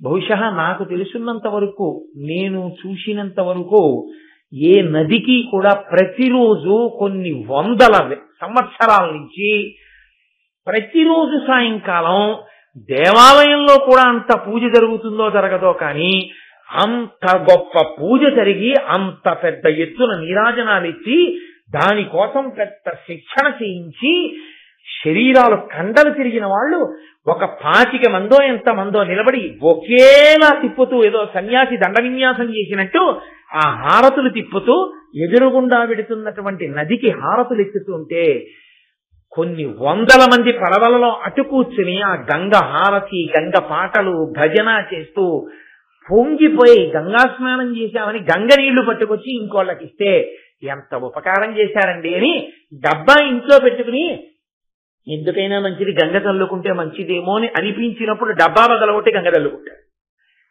అలాంటి నది నాకు తెలిసి ఈ భూమండలం మొత్తం మీద ఇంకొక నది లేదు. అటువంటి గంగ పుట్టిన దేశంలో పుట్టడమే అదృష్టం. అందుకే ఆ గంగ పేరెత్తేటప్పటికే నన్నయ్య గారు కూడా అదే మాట అంటారు, గంగాధర పింగజట సంగమ మంగళ విశాల చటుల తరంగం. ఆ తరంగములతో కూడినటువంటి ఆ గంగాని సేవించేట. అంతేకాని ఆ గంగానది కనపడిందని అక్కడి నుంచి వెళ్ళి ఆటలాడడం, అందులో దూకడం కాదు. గంగని సేవించాడు అంటే అంత పవిత్ర భావనతో స్నానం చేశాడు. స్నానం చేసి ఆయన ఆ గంగ ఒడ్డునే కూర్చుని హోమం చేసుకుంటాడు. వాళ్ళు చెప్పారు, ఇది పరమ పవిత్రమైన ప్రదేశమయ్యా, ఇక్కడ కూర్చుని హోమం చెయ్యి, దేవతలు సంతోషిస్తారు. హోమగుండం పెట్టుకున్నాడు, కూర్చున్నాడు. చక్కగా బ్రాహ్మణులు మంత్రం చెప్తున్నారు. ఆయన స్వయంగా వేదం చదువుకున్నాడు. అందులోకి హోమంలోకి హవిస్సులు ఇస్తున్నాడు. అంతలో వచ్చింది ఒక ఆవిడ నాగకన్య. ఆవిడ పేరు ఉలూచి. ఆ ఉలూచి ఐరావత వంశం. మీకు నేను మొట్టమొదట్లో ఆ జనమేజయ సర్పయాగ సమయంలో ఉదంకుడు వెళ్లి ప్రార్థన చేసినటువంటి సర్ప జాతులలో ఆ జాతి ఒకటి. వాళ్ళు స్వేచ్ఛగా 3 లోకములలో తిరుగుతారు. అలా తిరగగలిగినటువంటి ఐరావత వంశంలో కౌరవ్యుడు అనబడేటటువంటి ఒక నాగరాజు యొక్క కుమార్తె ఆమె, ఆ ఉలూచి. ఆ నాగకన్యక మనుష్య రూపాన్ని ధరించి వచ్చి గంగా తీరంలో అర్జునుడిని చూసి, ఆవిడ ఎంత శక్తివంతురాలో తెలుసా అండి. ఆవిడ ఉత్తర క్షణంలో అర్జునుడు హోమం చేస్తున్న హోమగుండాన్ని కలిపి మాయం చేసి ఇద్దరినీ కలిపి తన మేడలోకి తీసుకెళ్ళిపోయాడు. ఆయన ఇలా స్వాహ అని చూసేటప్పటికి మేడలో ఉన్నాడు. కానీ గొప్పతనం ఏమిటో తెలుసా అండి, పక్కన నిలబడి ఉలూచి చూస్తాను. ఈయన ఏమిట్రా గంగ ఒడ్డున కాశీలో హోమం చేస్తున్నావాడిని ఇంత మేడలోకి వచ్చాను ఏమిటని ఇలా తల తిప్పాడు. ఉలూచి తనని తాగేస్తున్నట్లు చూస్తోంది. ఆయన ఒక నవ్వు నవ్వాడు. ఆయన లేవలేదు హోమం దగ్గర నుంచి. ఆయన హోమం పూర్తి చేశాడు. అది వాళ్ళ ధర్మం.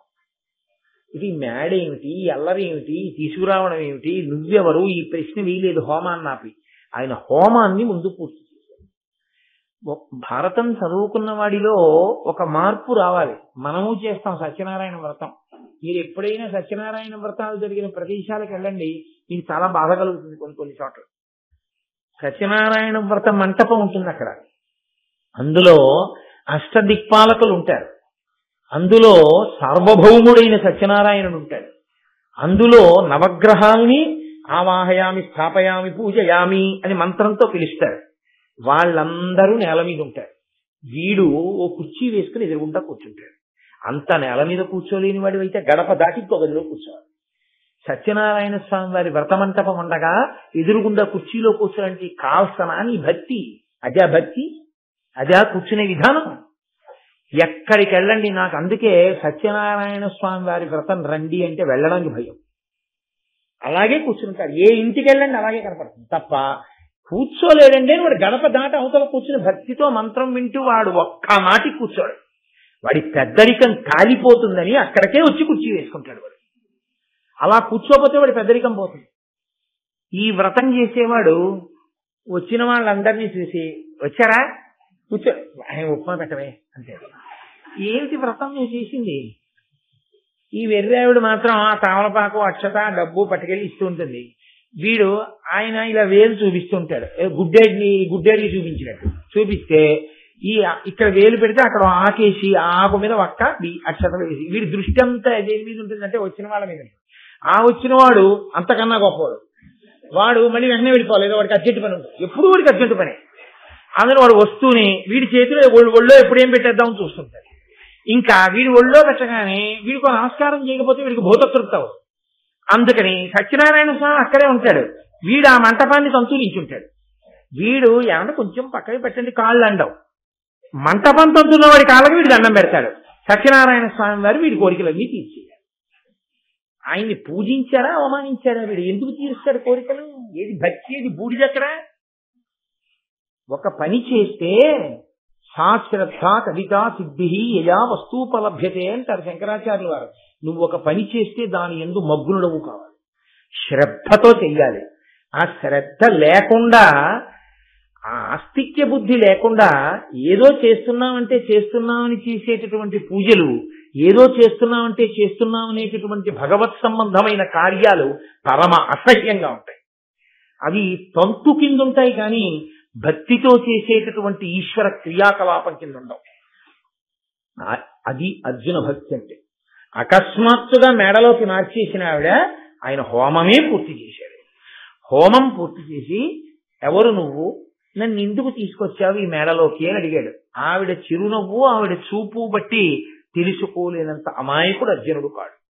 ఆవిడంది, నీ గుణములు తొల్లియు నాగీగీతములందు విని తగిలి ఇప్పుడు మనోరాగమున చూడగంటిని భాగీరథి యందు నిన్ను పరహిత చరిత. అర్జున అని పిలవలేదు. ఉలూచి ఒక పెద్ద మెరుపు మహాభారతంలో. ఉలూచి లేకపోతే అసలు బహుశః ఏమి పరమయదార్థం అర్జునుడు నరకానికి వెళ్ళిపోతాడు.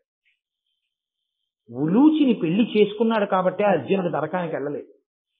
ఆవిడ అంతటి శక్తివంతురాలు, అంతటి గొప్ప తల్లి.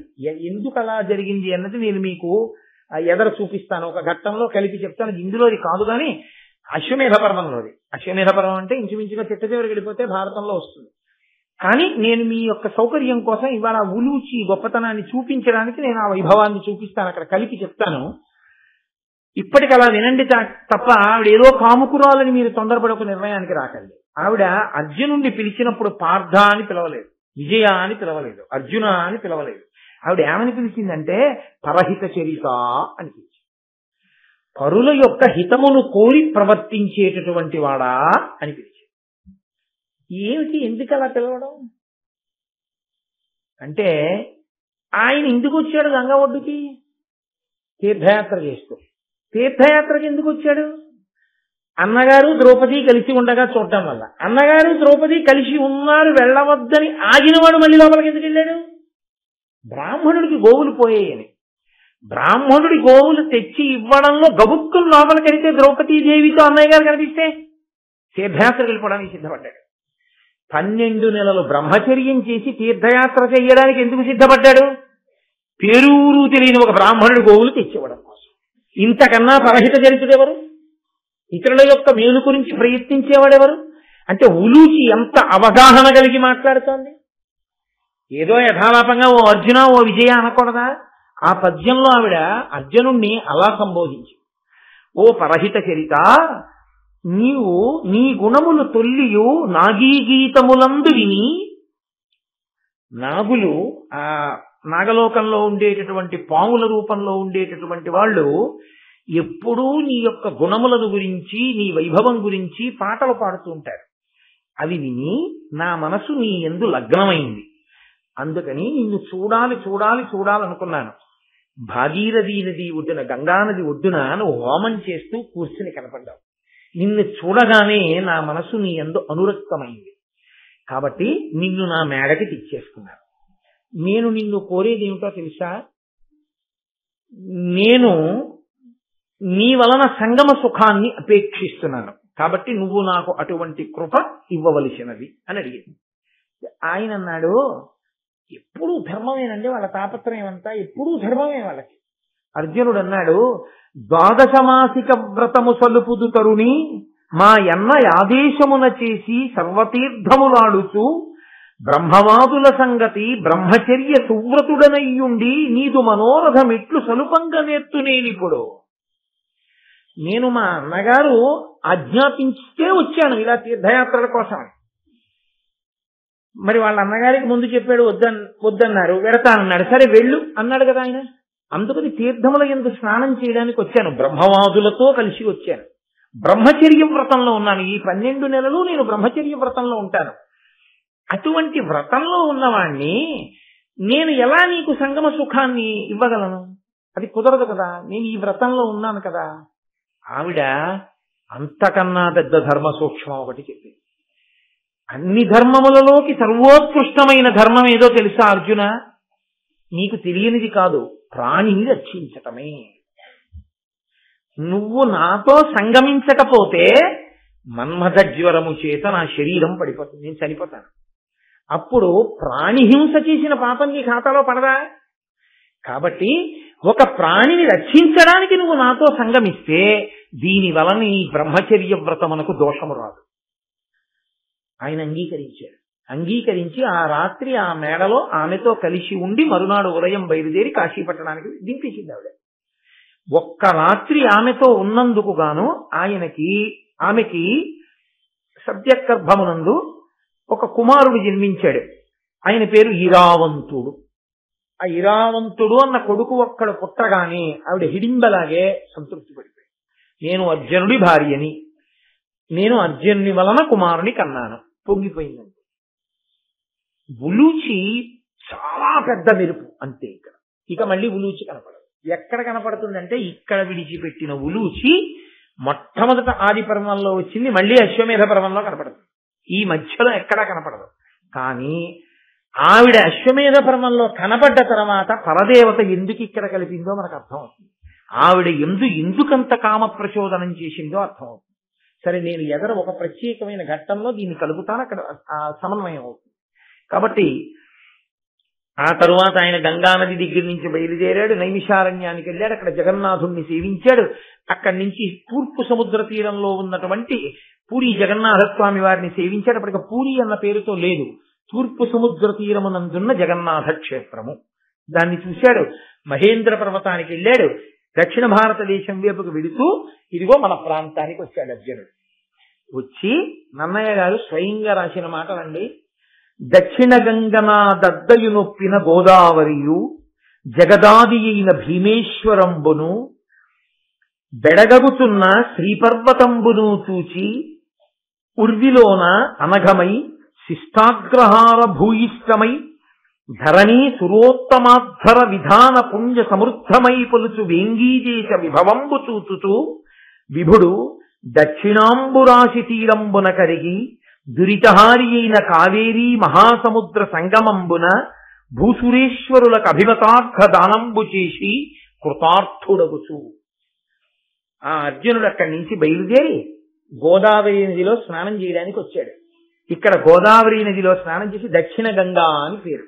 ఆ గోదావరిలో స్నానం చేసి ఈ జగత్తుకంతటికి మొట్టమొదటిదా అన్నంత వైభవాన్ని పొందినటువంటి భీమేశ్వర క్షేత్రాన్ని చూశాడు. భీమేశ్వర క్షేత్రాన్ని చూసి అక్కడ నుంచి శ్రీపర్వతం శ్రీశైలం వెళ్లి మల్లికార్జున లింగాన్ని సేవించాడు.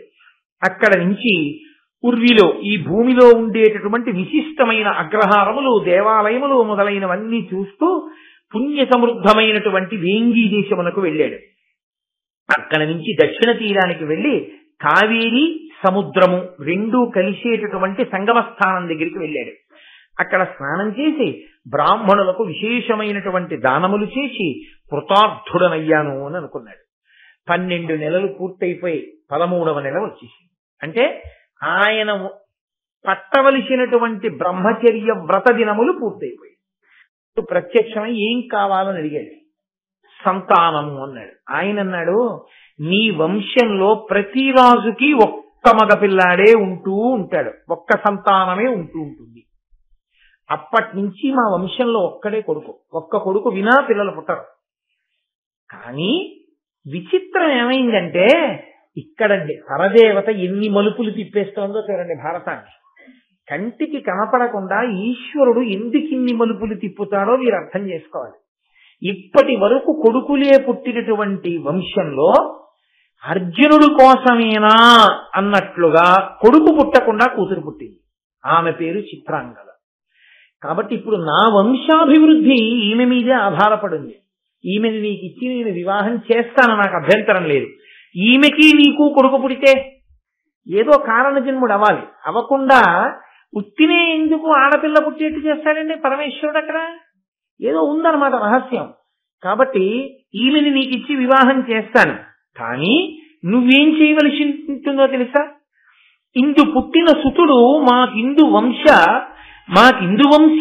వంశ విస్తారకుండు కావలయు ఇదియా ఈ లతాంగికి ఉంకు ఇట్లీగనోపుదేని పిండిలి యగుమ మా ఇంటి ప్రీతి.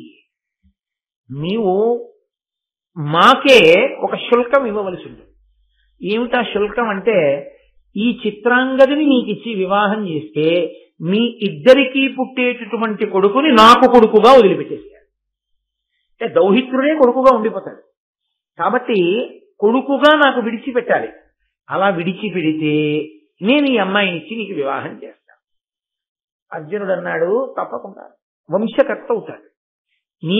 నీ కూతురుకు పుట్టిన కొడుకు దౌహిత్రుడు, తదనంతరం నీకు కొడుకుగా మిగిలిపోయి ఆయన కడుపున పుట్టినటువంటి బిడ్డలు నీకు వంశాన్ని పెంచేవాళ్ళు అవుతారు. తప్పకుండా అలాగే చేస్తానని ఆమెను వివాహం చేసుకున్నాడు.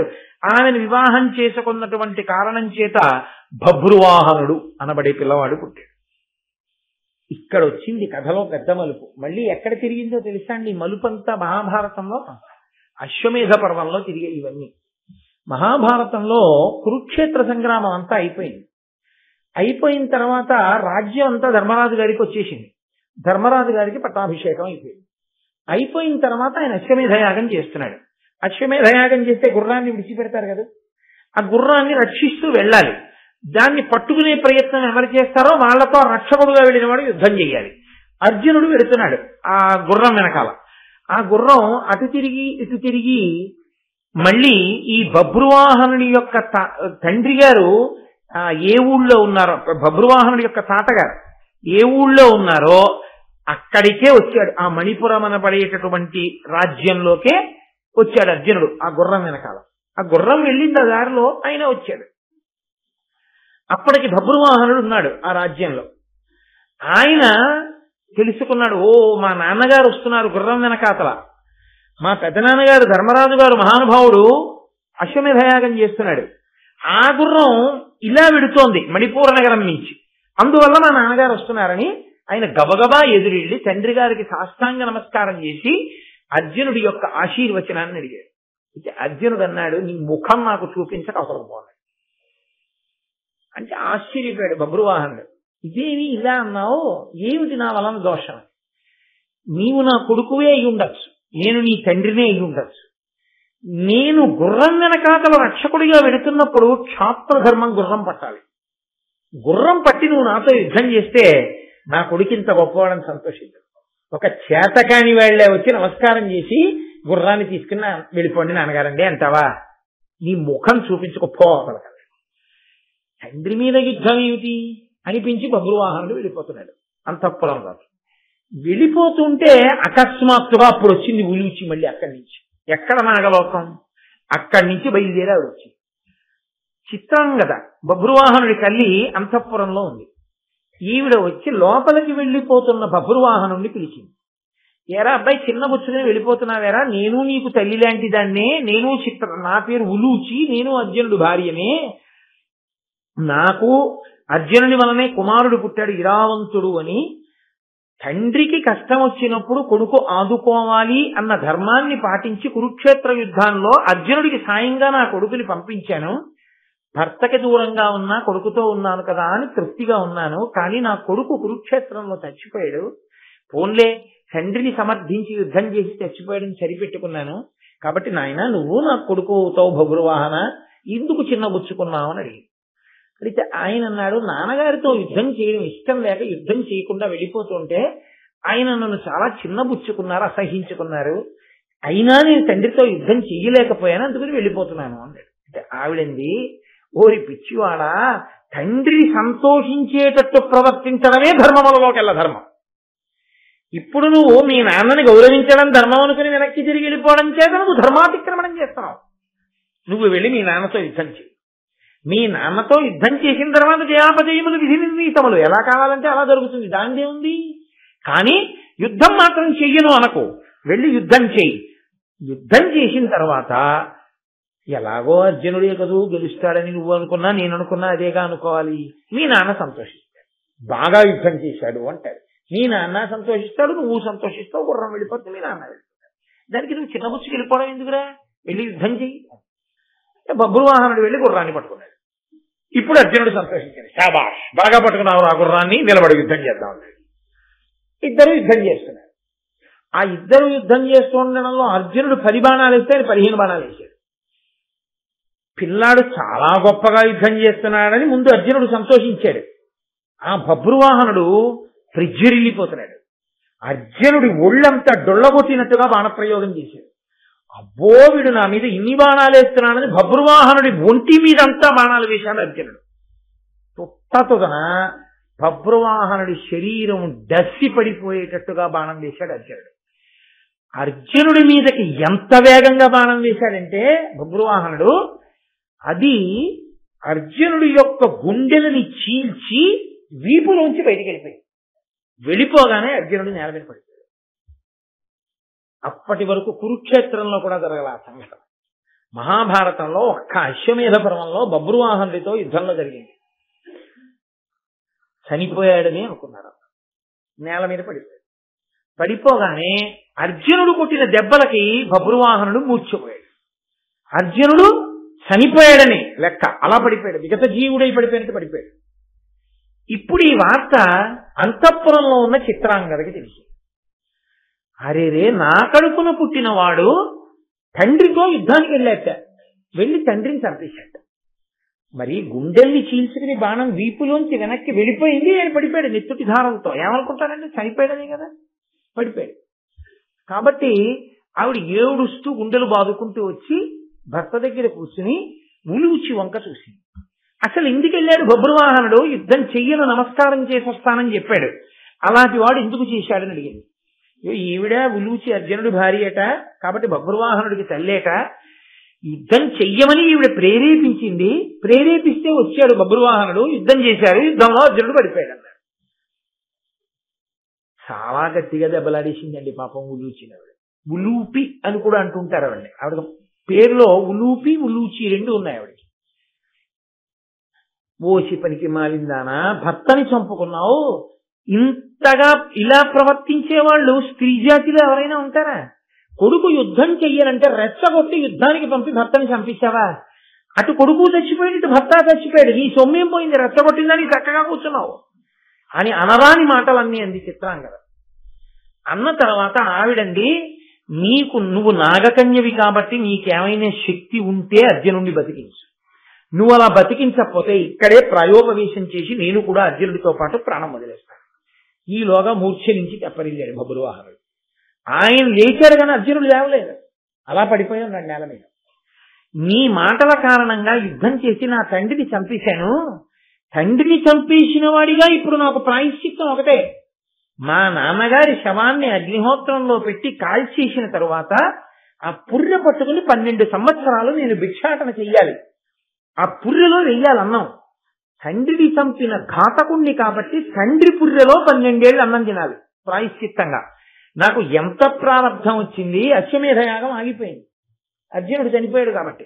మా పెద్దనాన్నగారు ఎంత ఖేదపడతాడు, ఇంత కురుక్షేత్రం చేసిన వాడు, ఇంతమంది యోధుల్ని ఓడించిన వాడు నా చేతిలో చచ్చిపోయాడు, ఇక్కడ కర్మ కాకపోతే ఏమిటి?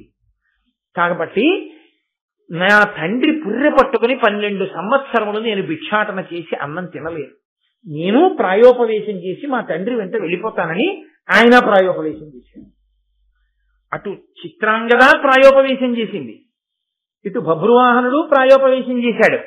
అందరూ ఉలూచిని పట్టుకుని అనరాని మాటలన్నీ అన్నారు. ఆవిడ అలా మౌనంగా ఉండి కాసేపు ఆగి ఆవిడేం చేసిందంటే, కంగారు పడకండి అబ్బాయిని, ఒక్కసారి సంజీవని మణిని తలుచుకుంది. ఆవిడకున్నటువంటి శక్తి చేత ఆ మణి వెంటనే వచ్చి ఆవిడ చేతిలోకి వచ్చింది.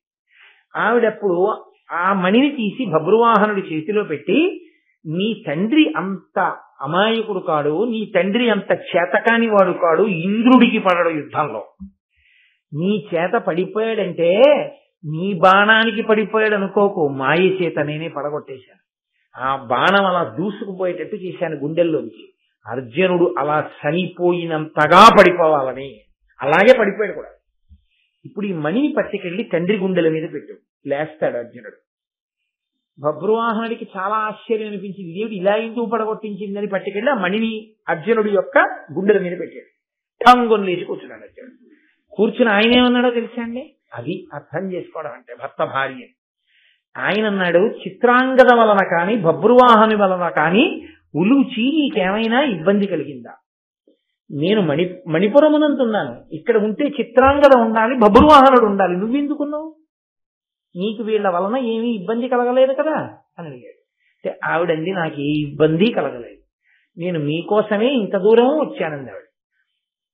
ఏం జరిగింది, ఎందుకు వచ్చావు అని అడిగాడు. అడిగితే అప్పుడు ఆవిడ చెప్పింది, నీవు కురుక్షేత్ర సంగ్రామం జరిగిన రోజులలో భీష్మాచార్యుల వారి ఎదురుగుండా నిలబడి బాణప్రయోగం చేసి చంపలేక ఆఖరికి ఆయన శిబిరంలో ఉన్నప్పుడు పాండవులందరూ వెళ్ళి అడిగారు, తాత నువ్వు యుద్ధ భూమిలో ఉంటే మేము ఇంకా యుద్ధం చేయలేము, తాత నువ్వు ఎలా చచ్చిపోతావని అడిగారు.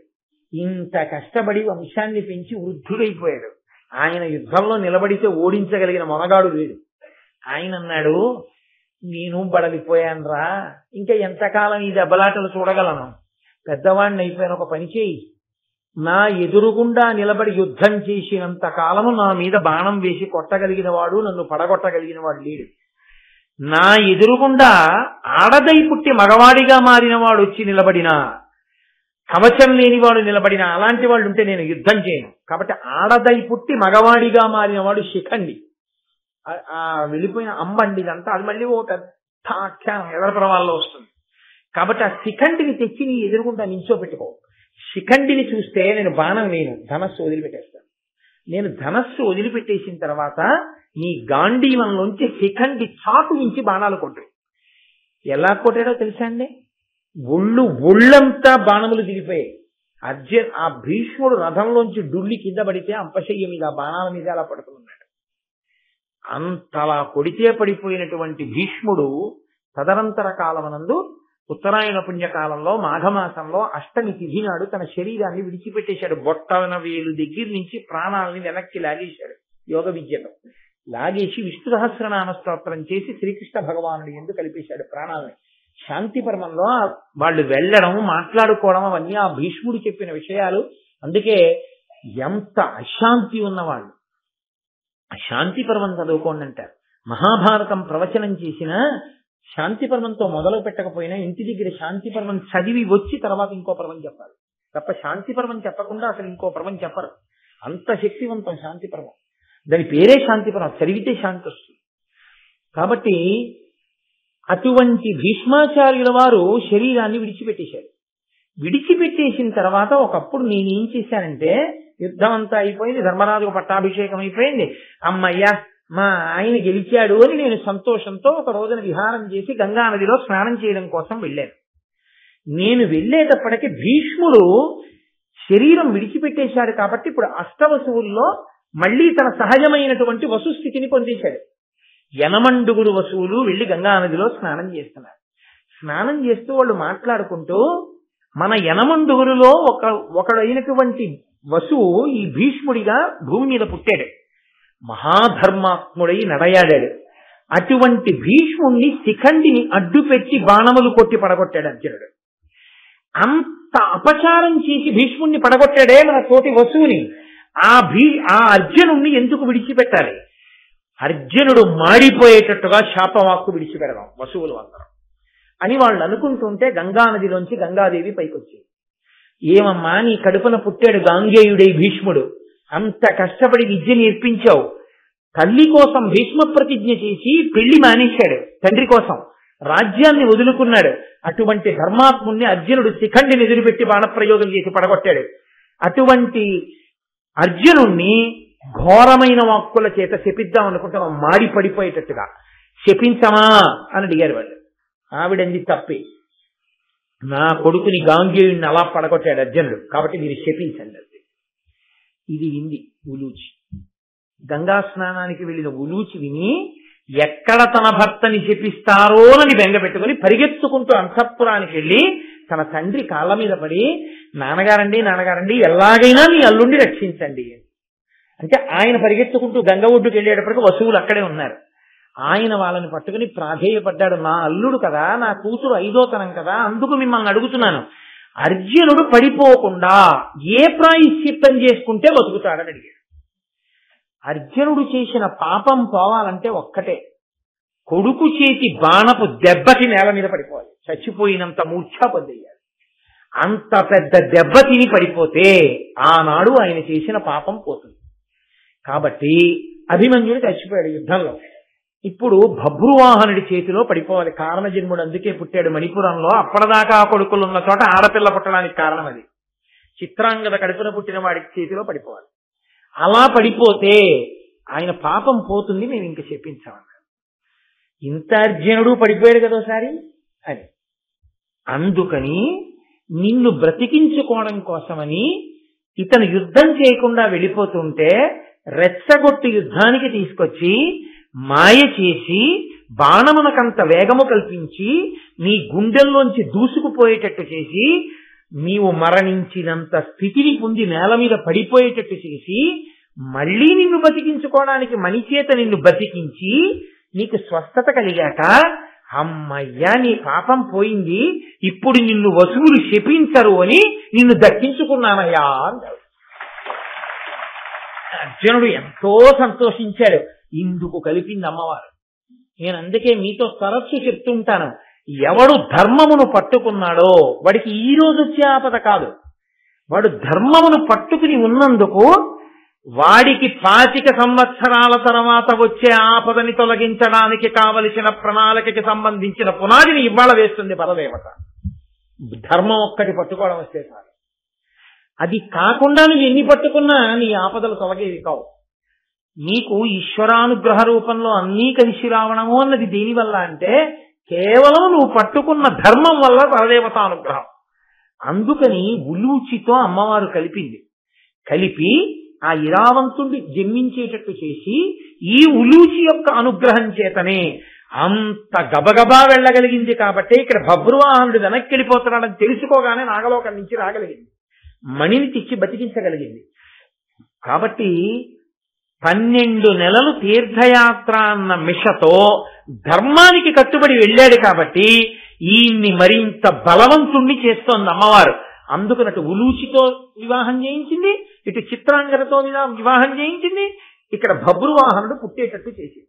అందుకే మహాభారతంలో ఉలూచి ఒక పెద్ద మెరుపు, ఆవిడ 2 పర్వాల్లో కనపడుతుంది. కానీ నేను ఇలా పడగొట్టించి ఉండకపోతే వసువుల శాపానికి నువ్వు పడిపోదు. 2 తాతగారైన భీష్ముణ్ణి అలా పడగొట్టినందుకు నువ్వు నరకలోకానికి వెళ్ళిపోదు. వసువులే చెప్పారు, నువ్వు స్వర్గానికి వెళ్ళేటట్టు నీ శరీరం పడిపోయిన తర్వాత నువ్వు భయంకరంగా పడిపోకుండా ఉండేటట్టు నిన్ను కాపాడుకున్నాను అంది ఆవిడ.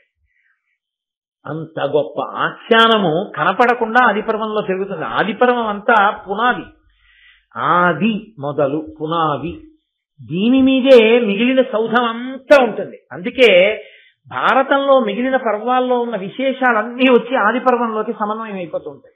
అసలు ఇంకా యథార్థం మాట్లాడాలంటే వినతా కద్రువుల కదే పెద్ద పునాది, దాని మీదే మిగిలిన భారతం అంతా నిలబడింది. అక్కడ అసూయ, అక్కడ దెబ్బలాట్లు, అన్నదమ్ముల కలహాలు, గరుత్మంతుడు, పాములు, అదే పెద్ద కథ అయి కురుపాండవుల కథగా మారిపోయింది. కాబట్టి చాలా సంతోషించాడు. అశ్వమేధ పర్వంలో చూసుకోండి అదంతాను. ఇక్కడ మీరు బభ్రువాహనుడు పుట్టినట్టు మాత్రమే తెలిసినట్టు ఉండాలి, మిగిలినంతా తెలియనట్టు ఉండాలన్నమాట అశ్వమేధ పర్వం వినే వరకు. అందుకని మిమ్మల్ని ఎవరన్నా అడిగినా ఏమో అవన్నీ మాకు ఎలా తెలుస్తాయండి, అశ్వమేధ పర్వం మేము వినలేదుగా అనాలన్నమాట. కాబట్టి ఇప్పుడు ఆ అర్జునుడు వెళ్ళి సౌభద్ర తీర్థము అనబడేటటువంటి ఒక తీర్థంలో స్నానం చేయబోయాడు. సముద్రపు టుట్టడం ఉన్న 5 తీర్థాలవి.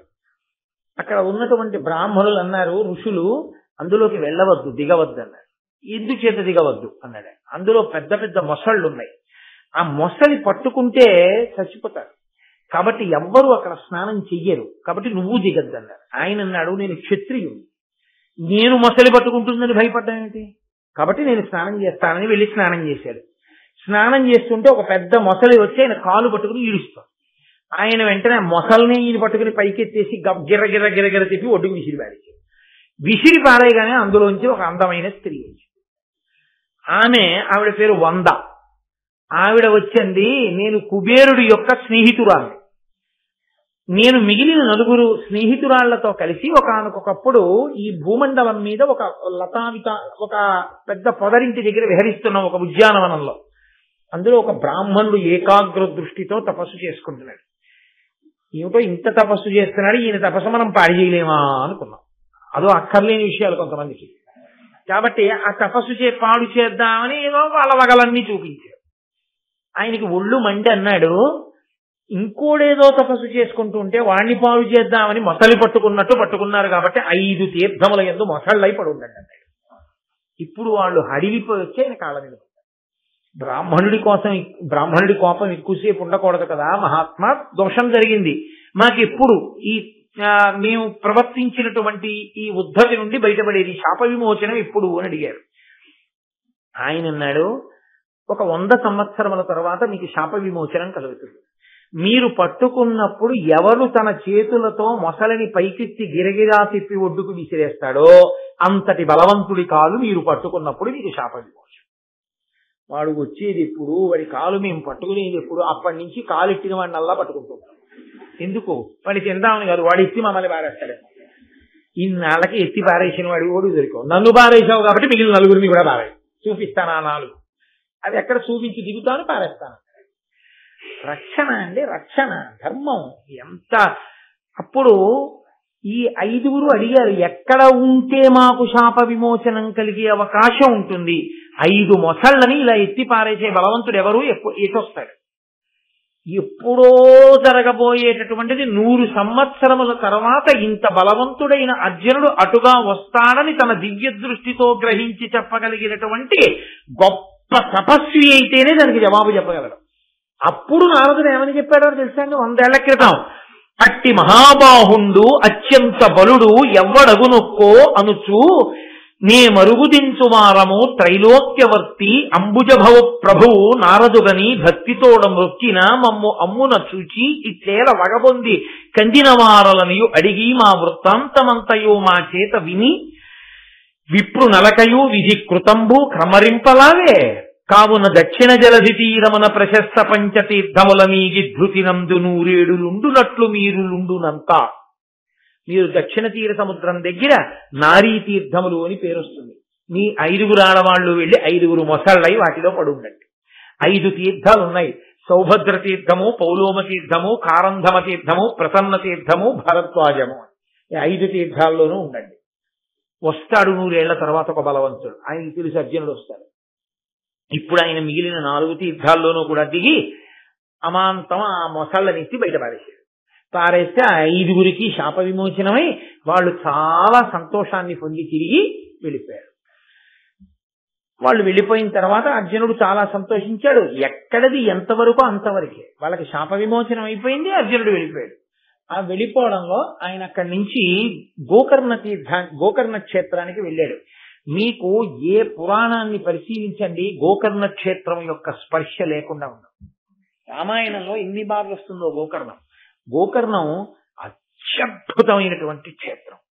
కాబట్టి ఆ గోకర్ణానికి వెళ్ళాడు. అక్కడి నుంచి ప్రభాస తీర్థానికి వెళ్ళాడు. అక్కడి నుంచి ద్వారకా నగరానికి వెళ్ళాడు. అంటే మళ్ళీ అలా దక్షిణం నుంచి అలా పశ్చిమంగా వెళ్ళాడు అనమాట.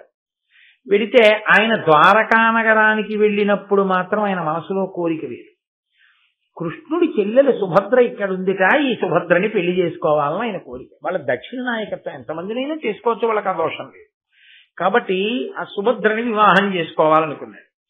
అనుకుని కృష్ణుడి యొక్క చెల్లెలైన సుభద్ర నాకు అనుకూలవతి వివాహం జరగాలంటే కృష్ణానుగ్రహమే ఉండాలి తప్ప కృష్ణుణ్ణి వంచి చేసుకోకూడదు. కాబట్టి ఆయన కృష్ణుణ్ణి ధ్యానం చేశాడు.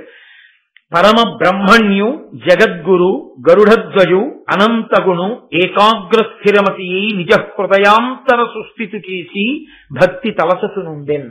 జగద్గురువైనటువంటి వాడు, పరమ బ్రహ్మణ్యుడైనటువంటి వాడు, గరుడధ్వజం మీద తిరిగేటటువంటి వాడు, అటువంటి మహానుభావుడైన శ్రీకృష్ణ పరమాత్మని మనసులో ధ్యానం చేస్తూ ఉన్నాడు.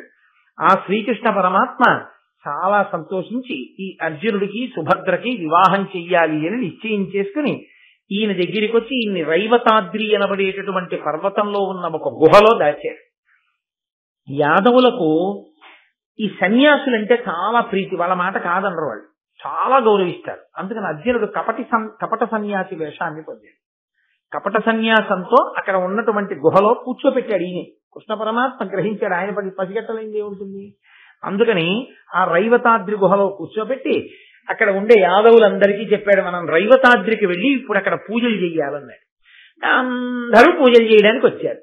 లోకంలో ఒక విషయం ఉంటుంది, మీరు చూడండి, అక్కడికి వెళ్ళి ఇప్పుడు పూజ చేస్తే కోరికలు తీరుతాయిటన్నారు అనుకోండి. తల్లి తండ్రి కోరిక ఏముంటుంది? ఎదిగిన పిల్లల ఇంట్లో ఉంటే మంచి అల్లుడు రావాలనే కదా. అప్పుడు వాళ్ళిద్దరే వెళ్ళరు, నువ్వు రాలే దండం పెట్టుకుందువు కానీ అని తీసుకెళ్తారు. కాబట్టి సుభద్ర వస్తుంది కదా. ఇది కృష్ణుడి ప్రణాళిక. ఆ సుభద్రని చూడాలి అర్జునుడు. కాబట్టి ఇప్పుడు ఆ రైవతాద్రికి ఆవిడ కూడా వచ్చింది. ఆవిడ మనసులో అర్జునుడు లేడనుకోవడానికి వీల్లేదు. ఆమె యాదవకాంత అయినా కృష్ణుడి చెల్లెలైనా ఆమె ఆ రైవతాద్రికి, ఆ పర్వతానికి ప్రదక్షిణం చేస్తోంది. పర్వతానికి ప్రదక్షిణం చేయడం అనేటటువంటిది మీకు ఎన్ని చోట్ల కనపడుతుందో పురాణాల్లో. ఇవ్వాలంటే మనం అరుణాచలానికి ప్రదక్షిణం చేస్తున్నాం కానీ శ్రీకాళహస్తికి కూడా ప్రదక్షిణం ఉంది. శ్రీకాళహస్తి కొండకి ప్రదక్షిణం చేసి ఎన్నో అభ్యుదయాలు పొందారు ఎందరో పెద్దలు. పరమాచార్య స్వామంతటి వారు శ్రీకాళహస్తికి ప్రదక్షిణం చేశారు ఆ గిరికి. కాబట్టి త్వనదను కింకిణీ కలిత కాంచన కాంచి కలాపమున్ రణన్మని కలనూపు రంబులు సమధ్వని నొప్పగా భక్తి పాదచారిణి కన్యకాజన పరీత సుభద్ర తదద్రిపూజన ప్రణతులు చేసే ఇంద్రసుతు పార్థు నిజేశ్వరుగా తలంచుచున్. ఆ చిరుగంటలతో కూడినటువంటి వడ్డానం పెట్టుకుని అవి కలకనధ్వనులు చేస్తుండగా ఆ చేతులకు వేసుకున్నటువంటి ఆ కడియముల చప్పుడుతో ఆమె పాదచారిణి అయి రథం ఎక్కకుండా ఆ రైవతాద్రికి ప్రదక్షిణం చేసి ఈ పుణ్యం చేత నాకు పార్థుడు భర్త కావాలి, అర్జునుడు భర్త కావాలి అని కోరుకుంది. ఆ గుహలోనే ఉన్నాడు అర్జునుడు. సరే కొంతకాలం అయింది. బలరాముడు మొదలైన వాళ్ళకి మన ఊరెవరో కొత్తగా గొప్ప సన్యాసి వచ్చారు, రండి చూద్దాం అన్నాడు కృష్ణుడు. బలరాముడు మొదలైన వాళ్ళందరూ వచ్చారు. వాళ్ళు పాపం అర్జునుడిని గుర్తుపట్టలేదు ఆ కపట సన్యాసి వేషంలో. వాళ్ళందరూ వచ్చి కూర్చున్నారు. యతిని చూడగానే ఎంతో సంతోషించారు, పూజ చేశారు. అయ్యా మీరు ఏ ఏ తీర్థాలు చూశారు, ఎక్కడెక్కడ తిరిగారు, చాలా సంతోషం అన్నారు. ఈయన అప్పటికి తీర్థయాత్ర చేసి వచ్చాడు కదా, కాబట్టి ఈయన వాటి విశేషాలన్నీ బ్రాహ్మణుల దగ్గర విన్నాడు కాబట్టి చక్కగా వాటన్నింటినీ చెప్పాడు. వాళ్ళందరూ మురిసిపోయారు, అబ్బాయి ఎన్ని చూశాడో ఎన్ని తెలుసో అని వాళ్ళు ఆయన దగ్గర వింటున్నారు. అంతా అయిపోయిన తర్వాత అన్నారు, సన్యాసి కదా ఆయన వల్ల భయం ఏమిటి, కాబట్టి కన్యాంతఃపురంలో పెడదాం, చాతుర్మాస్యం మా ఊళ్ళో చేసుకోండి అన్నారు. చాతుర్మాస్యం అంటే వర్షాకాలం వచ్చినప్పుడు ఎతులు తిరగరు భూమి మీద. ఎందుకు తిరగరు అంటే తిరిగితే అప్పుడు సృష్టి తిరిగే కాలం, అనేకమైన క్రిములు పుడతాయి. పుట్టినప్పుడు వాళ్ళు నడిస్తే తమ పాదముల కింద పడి ఆ ప్రాణులు నశిస్తాయని ఒక్క వర్షాకాలంలో మాత్రం ఆ 4 నెలలు ఆషాఢం నుంచి పర్యంతము కూడా ఎక్కడైనా ఓ చోట ఉండిపోయి పూజ చేస్తారు. మిగిలిన కాలంలో సన్యాసి ఎప్పుడూ తిరుగుతూ ఉండాలి తప్ప ఒక చోట ఉండిపోకూడదు అని నియమం.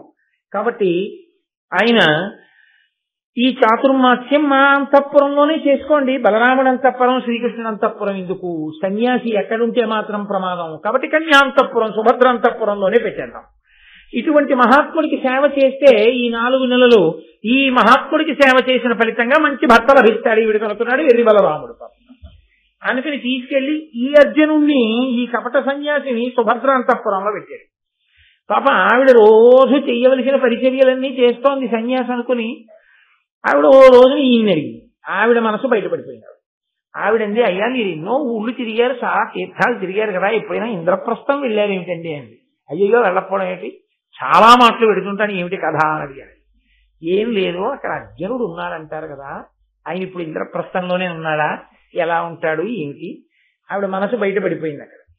అది అడిగేటప్పటికీ అర్జునుడు వెంటనే, నేనే అర్జునుడిని సుభద్ర, నీకోసమే వేషం కట్టానన్నాడు. వేషం మాట దేవుడు ఎరుగు, కపట సన్యాసి వేషమా కట్టేది, వేషం కట్టి ఇన్నాళ్ళు చాతుర్మాస్యమా, పైగా నా అంతఃపురంలో, ఇది బలరాముడికి తెలిస్తే ఇంకేమైనా ఉందా.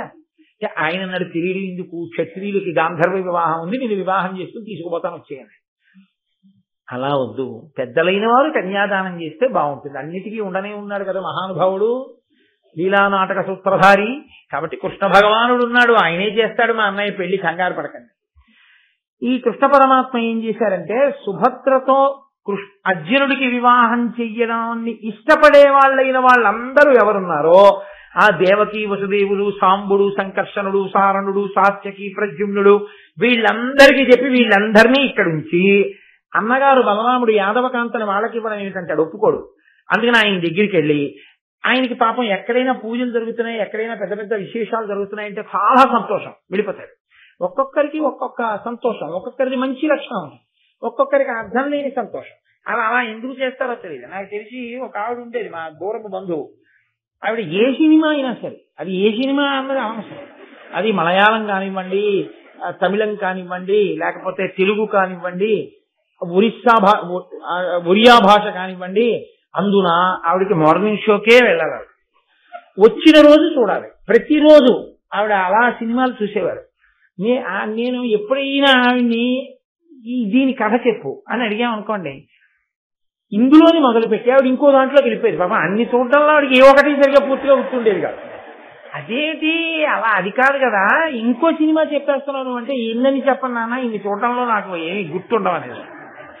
ఆవిడ వెళ్ళి ఓసారి అసలు ఎవ్వరూ లోకంలో చూడనటువంటి సినిమా కూడా ఆవిడ ఓసారి చూసేస్తే ఎవ్వరూ దానికి వెళ్ళలేదని విన్నానని, ఒక రోజే ఆడిందని విన్నాను, అందులో మార్నింగ్ షోలో నువ్వు ఒకదానికి ప్రేక్షకురాలి, ఎందుకు వెళ్ళావు, నీకు ఏం అర్థమైందని అడిగాను. అంటే ఆవిడండి, నేను నిజంగా ఆవిడ ఔదార్యానికి తెల్లపోయాను. నాయనా సినిమా తీయడానికి బహుశా వాళ్ళు కొన్ని లక్షలు ఖర్చు పెట్టి ఉంటారు, నేను ఇచ్చింది ₹1.20. ₹1.20కి అందులో ఉన్నటువంటి మంచి చెడు నేను ఎంచాలా అన్నారు. అయ్యో బాబోయ్, ఎంత విశాల హృదయం, అందుగా చూడగలుగుతాం, సినిమాలు చూడడానికి ఇంత విశాల హృదయం అనుకున్నాను. అలా ఒక్కొక్కరిది ఒక్కొక్క సంతోషం. ఒక్కొక్కరు చూడండి, వెళ్ళిన యాత్ర అయినా సరే, వాళ్ళు ఎవరో యాత్రకి వెళ్తున్నారంటే ఎలా అయినా వచ్చేస్తామండి, టికెట్లు ఏమైనా పర్వాలేదు జనరల్ కంపార్ట్మెంట్ ఎక్కేస్తామండి. ఒక్కొక్కరు వద్దంటే ఊరుకుంటారు పాపం, ఒక్కొక్కరు అసలు ఉండలేరు యాత్ర అంటే. బలరాముడికి ఎక్కడన్నా ఉత్సవం జరుగుతోంది, ఏదైనా పెద్ద పూజ జరుగుతోంది, పెద్ద తిరణాలు జరుగుతున్నాయంటే మహా సంతోషం. అందుకని కృష్ణుడు బలరాముడి దగ్గరికి వచ్చాడు. అన్నయ్య అన్నయ్య, ఆంతరద్వీపంలో గొప్ప శివ పూజ జరుగుతోంది, మహోత్సవం జరుగుతోంది పరమేశ్వరుడికి. ఇంటికి పెద్దవాడివి కదా అన్నయ్య, నువ్వు వెళ్ళు మనందరి తరపున. అయ్యో తప్పకుండా వెళ్తాను రా, పరమేశ్వరుడు ఉత్సవం జరుగుతుంటే వెళ్ళకపోవడం ఏంటి. పాపం ఆంతరద్వీపానికి వెళ్ళిపోయాడు. ఆయన అక్కడికి వెళ్ళగానే ఈయన ఏం చేశాడంటే భృగువు నారదుడు మొదలైనటువంటి వాళ్ళని సదస్సుల్ని చేసి కశ్యప ప్రజాపతిని హోమకర్తను చేసి రుక్మిణి సత్యభామ అరుంధతి మొదలైన వాళ్ళని ముత్తైదువల్ని చేసి వీళ్ళందరినీ కూర్చోబెట్టి ద్వారకా నగరంలో చక్కగా సుభద్రార్జునుడి వివాహం పూర్తి చేసి రథం ఎక్కి మీరు వెళ్ళిపోండి. వీళ్ళు రథం ఎక్కి బయటికి వెళ్ళిపోగానే లోపల అంతఃపురంలో జరిగిన పెళ్లి ఎవరికి జరుగుతుంది కనుక. అంతఃపురాలు అంటే మామూలుగా ఉంటాయి అనుకుంటున్నారు, ఊరంతుంటే. బయటికి వెళ్ళిపోతుంటే అక్కడ ఆ అంతఃపుర రక్షకులు చూసి దేవుడి సుభద్రని అర్జునుడు ఎత్తుకుపోతున్నాడు, ఈ విషయం బలరాముడికి తెలియదా అని బలరాముడికి కబురు చేశారు. ఆయన గబగబా ఆ నాగలు పట్టుకుని వచ్చేశాడు. వచ్చేసి ఆ దుష్టుడు అర్జునుడు క్షత్రియుడు పిల్లని ఎత్తుకుపోతాడా, రండి యాదవులం అందరం కలిసి వెళ్ళి ఆ అర్జునుడిని నిగ్రహిద్దాం అంటే వెంటనే కృష్ణుడు అన్నాడు, అన్నయ్య ఈ పాటి దానికి యుద్ధాలు గొడవలు ఎందుకన్నయ్య, అర్జునుడు బలపరాక్రమాలు మనకి తెలియవా, ఇన్ని అస్త్రాలు ఇన్ని శస్త్రాలు ద్రోణాచార్యులు వారి దగ్గర అన్ని నేర్చేసుకున్నాడు అన్నయ్య. అయినా ఇప్పుడు వెళ్ళి అర్జునుడిని ఏమైనా చేసేస్తే పిల్ల ఏమైపోతుంది, పెళ్లి అయిపోయిన తర్వాత ఊరికి నక్షత్రాలు వేసేద్దు అన్నాడు. అంటే పాపం బలరాముడు అన్నాడు, అంతేనంటావా అన్నాడు. అంతే అన్నయ్య, పెళ్లి అయిపోయింది కదా, ఎందుకు వచ్చిన గొడవలు, వెళ్ళి చూసొచ్చి చక్కగా బట్టలు పెట్టి వచ్చేద్దాం, పెద్దవాడు ఎంత మర్యాదగా ఉంటుంది, చక్కగా నాతో పాటు రా, ఎవరికి ఇవ్వవలసిన నగలు బట్టలు అన్ని ఇచ్చి, అయ్యో నాకు తెలియకుండా అయిపోయింది పెళ్లి అందుకుని వచ్చానమ్మా అని సంతోషంగా ఉండదు, నీ పెద్దరికే నిలబడుతుంది, గొడవలు ఎందుకులే అన్నయ్య. అయితే సరే రా బట్టలు పట్టుకుని వెళ్ళిపోదాం మనం. బలరాముడు ఆయన స్థితి అది.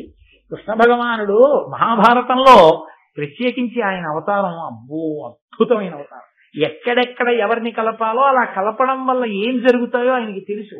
జగన్నాటక సూత్రధారి అభిమన్యుడి యొక్క ఉత్పత్తి కోసం చేశాడు అది. అభిమన్యుడు పుట్టాలి, అభిమన్యుడి వలన పరీక్షిత్తు పుట్టాలి, వంశకర్తగా అక్కడ అభిమన్యుడు నిలబడాలి. అభిమన్యుడు నిలబడాలంటే సుభద్ర అర్జునుడి భార్య కావాలి. దీని వెనక మళ్ళీ పెద్ద మర్మం, అందుకోసమని చేయించాడు ఈ పెళ్లి. అంతేగాని ఏదో అన్నగారిని మాయ చేసేద్దాం అలా చేసేద్దాం అలాంటి పిచ్చి పనుల కోసం కాదు ఆయన చేసేవన్నీ. కాబట్టి ఇప్పుడు వాళ్ళు వెళ్ళిపోయారు. వెళ్ళిపోయిన తర్వాత ఆ వెనకాలే మిగిలిన వాళ్ళందరూ వెళ్ళారు. చక్కగాను వాళ్ళకి సంతోషంగా బట్టలు పెడదామని ఈలోగా అర్జునుడు ఇంద్రప్రస్థ నగరం దాకా వెళ్లి అంతఃపురం లోపలికి వెళుతూ సుభద్రని పిలిచి అన్నాడు, నే రాను నీతోటి, నువ్వు ఒక్కదానివి గోపకాంతలతో కలిసి వెళ్లి ద్రౌపదీదేవికి నమస్కారం చెయ్యాలి. అలాగే అంటాడు. ఎందుకు అనలేదు, ఆయనే చెప్పాడు కారణం. ద్రౌపదీదేవి మహాపతివ్రత, అంత గొప్ప ఇల్లాలు, అయినా మాకు కూడా భయమే ఆవిడంటే. ఎందుకో తెలుసా, అంత గాంభీర్యము అంత పాతివ్రత్యము ఉన్న ద్రౌపదీదేవి కాదు లోకంలో ఏ భార్యకైనా బాధ కలిగేది తన భర్త ఇంకోళ్ళని కూడా పట్టుకుని ఇంటికి వస్తే. ఆ కినుక చేత ద్రౌపదీదేవి నోటి వెంట ఏదైనా మాట కాని వచ్చిందో మన పెళ్లి చేసుకున్నటువంటి వ్యవస్థ అంతా ఎందుకు పనికిరాంది అయిపోతుంది. కాబట్టి నువ్వు వెళ్ళి నమస్కారం చేయి, సాటి ఆడదానివి కాబట్టి చక్కటి ఆశీర్వచనం చేస్తుంది. ముందు నువ్వు వెళ్ళు, తర్వాత నేను వస్తానన్నాడంటే ద్రౌపదీదేవి ఎంత గొప్ప నడవడి కలిగినదో ఆమె. అంటే భర్తలు కూడా ఆవిడ పాతివ్రత్యానికి ఎంత జంకుతారో చూడండి. కాబట్టి ఇప్పుడు ఈవిడ వెళ్ళి నమస్కారం చేస్తే, పంకజాక్షి నీ పతి ప్రతిపక్ష వీర విజయుడయ్యడు, నీవును వీరపుత్ర జనని వగుమని దీవించే సంతసంబుతోడా వసుదేవ పుత్రి ఆ ద్రుపద పుత్రి. ఆ ద్రుపద పుత్రి అయినటువంటి ఆ తల్లి ద్రౌపదీదేవి ఆశీర్వచనం చేసింది, పంకజాక్షి నీ పతి నీ భర్త ప్రతిపక్షంలో ఉన్న వీరులను జయించగలిగిన మొనగాడవుతాడు, విజయుడవుతాడు. ఆవిడ ఆశీర్వచనమే అసలు నిజానికి అంత గొప్పవాడు కాదు. నీ కడుపున పుట్టినటువంటి వాడు వీరపుత్రుడవుతాడు, వంశకర్త అవుతాడు. ఆ మాటే నిజమైంది. అలా అని చెప్పిన తర్వాత ఆ సుభద్రార్జునుడికి కొంతకాలం అయిన తర్వాత కొడుకు పుట్టాడు, ఆయనే అభిమన్యుడు. ఆ అభిమన్యుడు ధన్యులకా సుభద్రకు శతకృతు పుత్రునకు ఉద్భవించే సమ్మాన్యయశుండు పుత్రుడు అభిమన్యుడు, వైన్య విభుండు అనన్య సామాన్య పరాక్రమ ప్రబల మాన్యుడు, పుణ్య చరిత్రుడు అన్య రాజన్య భయంకరుండు, రణశౌర్యుడు, పాండవ వంశకర్తయ్యి. అపారమైనటువంటి బలం కలిగినటువంటి వాడు, ధౌమ్యుడి దగ్గర 6 అంగములతో కూడినటువంటి వేదాన్ని చదువుకున్నవాడు, ధనుర్వేదాన్ని స్వయంగా తండ్రి అయినటువంటి అర్జునుడి దగ్గర చదువుకున్నవాడు, వ్యూహములకు ప్రతివ్యూహములు రచించగలిగినటువంటి వాడు, శత్రువుల్ని భేదించగలిగినటువంటి వాడు, అపారమైనటువంటి పరాక్రమం ఉన్నవాడు, పుణ్యమైన చరిత్ర కలిగినటువంటి వాడు, శత్రుజన భయంకరుడైనటువంటి వాడు, బంధువుల పట్ల ప్రీతి కలిగినటువంటి వాడు, వంశకర్త అయినటువంటి వాడు, అభిమన్యు కుమారుడు సుభద్రార్జునులకు జన్మించాడు. వంశకర్త అన్న మాట అందుకే వచ్చింది. ఆ అభిమన్యుడి తేజస్సు అయినటువంటి పరీక్షితే చిట్ట చివరికి కురువంశానికి మిగిలిన నలుసు. ఆ అభిమన్యుడు చక్కగా వాళ్ళ దగ్గర చదువు నేర్చుకున్నాడు, వృద్ధిలోకి వచ్చాడు, సంతోషంగా ఉన్నాడు. ఈలోగా ద్రౌపదీదేవికి 5 పతుల వలన 5 కొడుకులు పుట్టారు. ప్రతివింధ్య, శృతసోమ, శృతకీర్తి, శతానీక, శృతసేన అనబడేటటువంటి 5 కుమారులు వరుసగా ధర్మరాజ, భీమ, అర్జున, నకుల, సహదేవుల వలన ఆవిడికంది. చక్కగా సంతోషంగా ఇంద్రప్రస్థ నగరంలో 5 భార్యలతో 5 పాండవులు, ద్రౌపదీదేవి, సుభద్రార్జునులు అందరూ ఎంతో ఆనందంగా జీవితాన్ని సంతోషంగా గడుపుతున్నారు. అంత సంతోషంగా గడుపుతున్నారన్న వార్త దగ్గర మళ్ళీ కొనసాగింపేందుకు అలా ఉండనివ్వండి, రేపు చూద్దాం. కాబట్టి రేపు సాయంకాలం 6:30 మళ్ళీ తిరిగి కలుసుకుని ఆదిపర్వాన్ని రేపు ఒక అత్యద్భుతమైన ఘట్టంతో రేపటితో ఆదిపర్వం పూర్తయిపోతుంది. రేపటితో ఆదిపర్వం పూర్తయిపోతుంది కాబట్టి ఈ సంవత్సరానికి ఈ దేవాలయంలో నేను ఈ వేసవి కాలంలో, వసంత కాలంలో పెట్టుకున్న నియమం ప్రకారం చేసేటటువంటి ప్రసంగాలు ఏవైతే ఉన్నాయో అందులో అంతర్భాగంగా భారతం ఆదిపర్వం మీద ప్రసంగాలతో రేపటితో ఈసారికి నేను చేస్తున్న ప్రసంగాల పరంపర కూడా పూర్తయిపోతుంది. మళ్లీ ప్రసంగాలు ఈశ్వరుడు ఎప్పుడు ఆదేశిస్తే అప్పుడు. మంగళాశాసనపరై మదాచార్య పురోగమై సర్వైశ్చ పూర్వైరాచార్యై సత్కృతాయాస్తు మంగళం. మంగళం కోసలేంద్రాయ మహనీయ గుణాత్మనే చక్రవర్తి తనూజాయ సర్వభౌమాయ మంగళం. ఉమాకాంతాయ కాంతాయ కామితార్థప్రదాయినే శ్రీగిరీశాయ దేవాయ మలినాథాయ మంగళం. కరచరణ కృతం వా కర్మవాక్కాయజం వా శ్రవణమైనజం వా మానసం వా పరా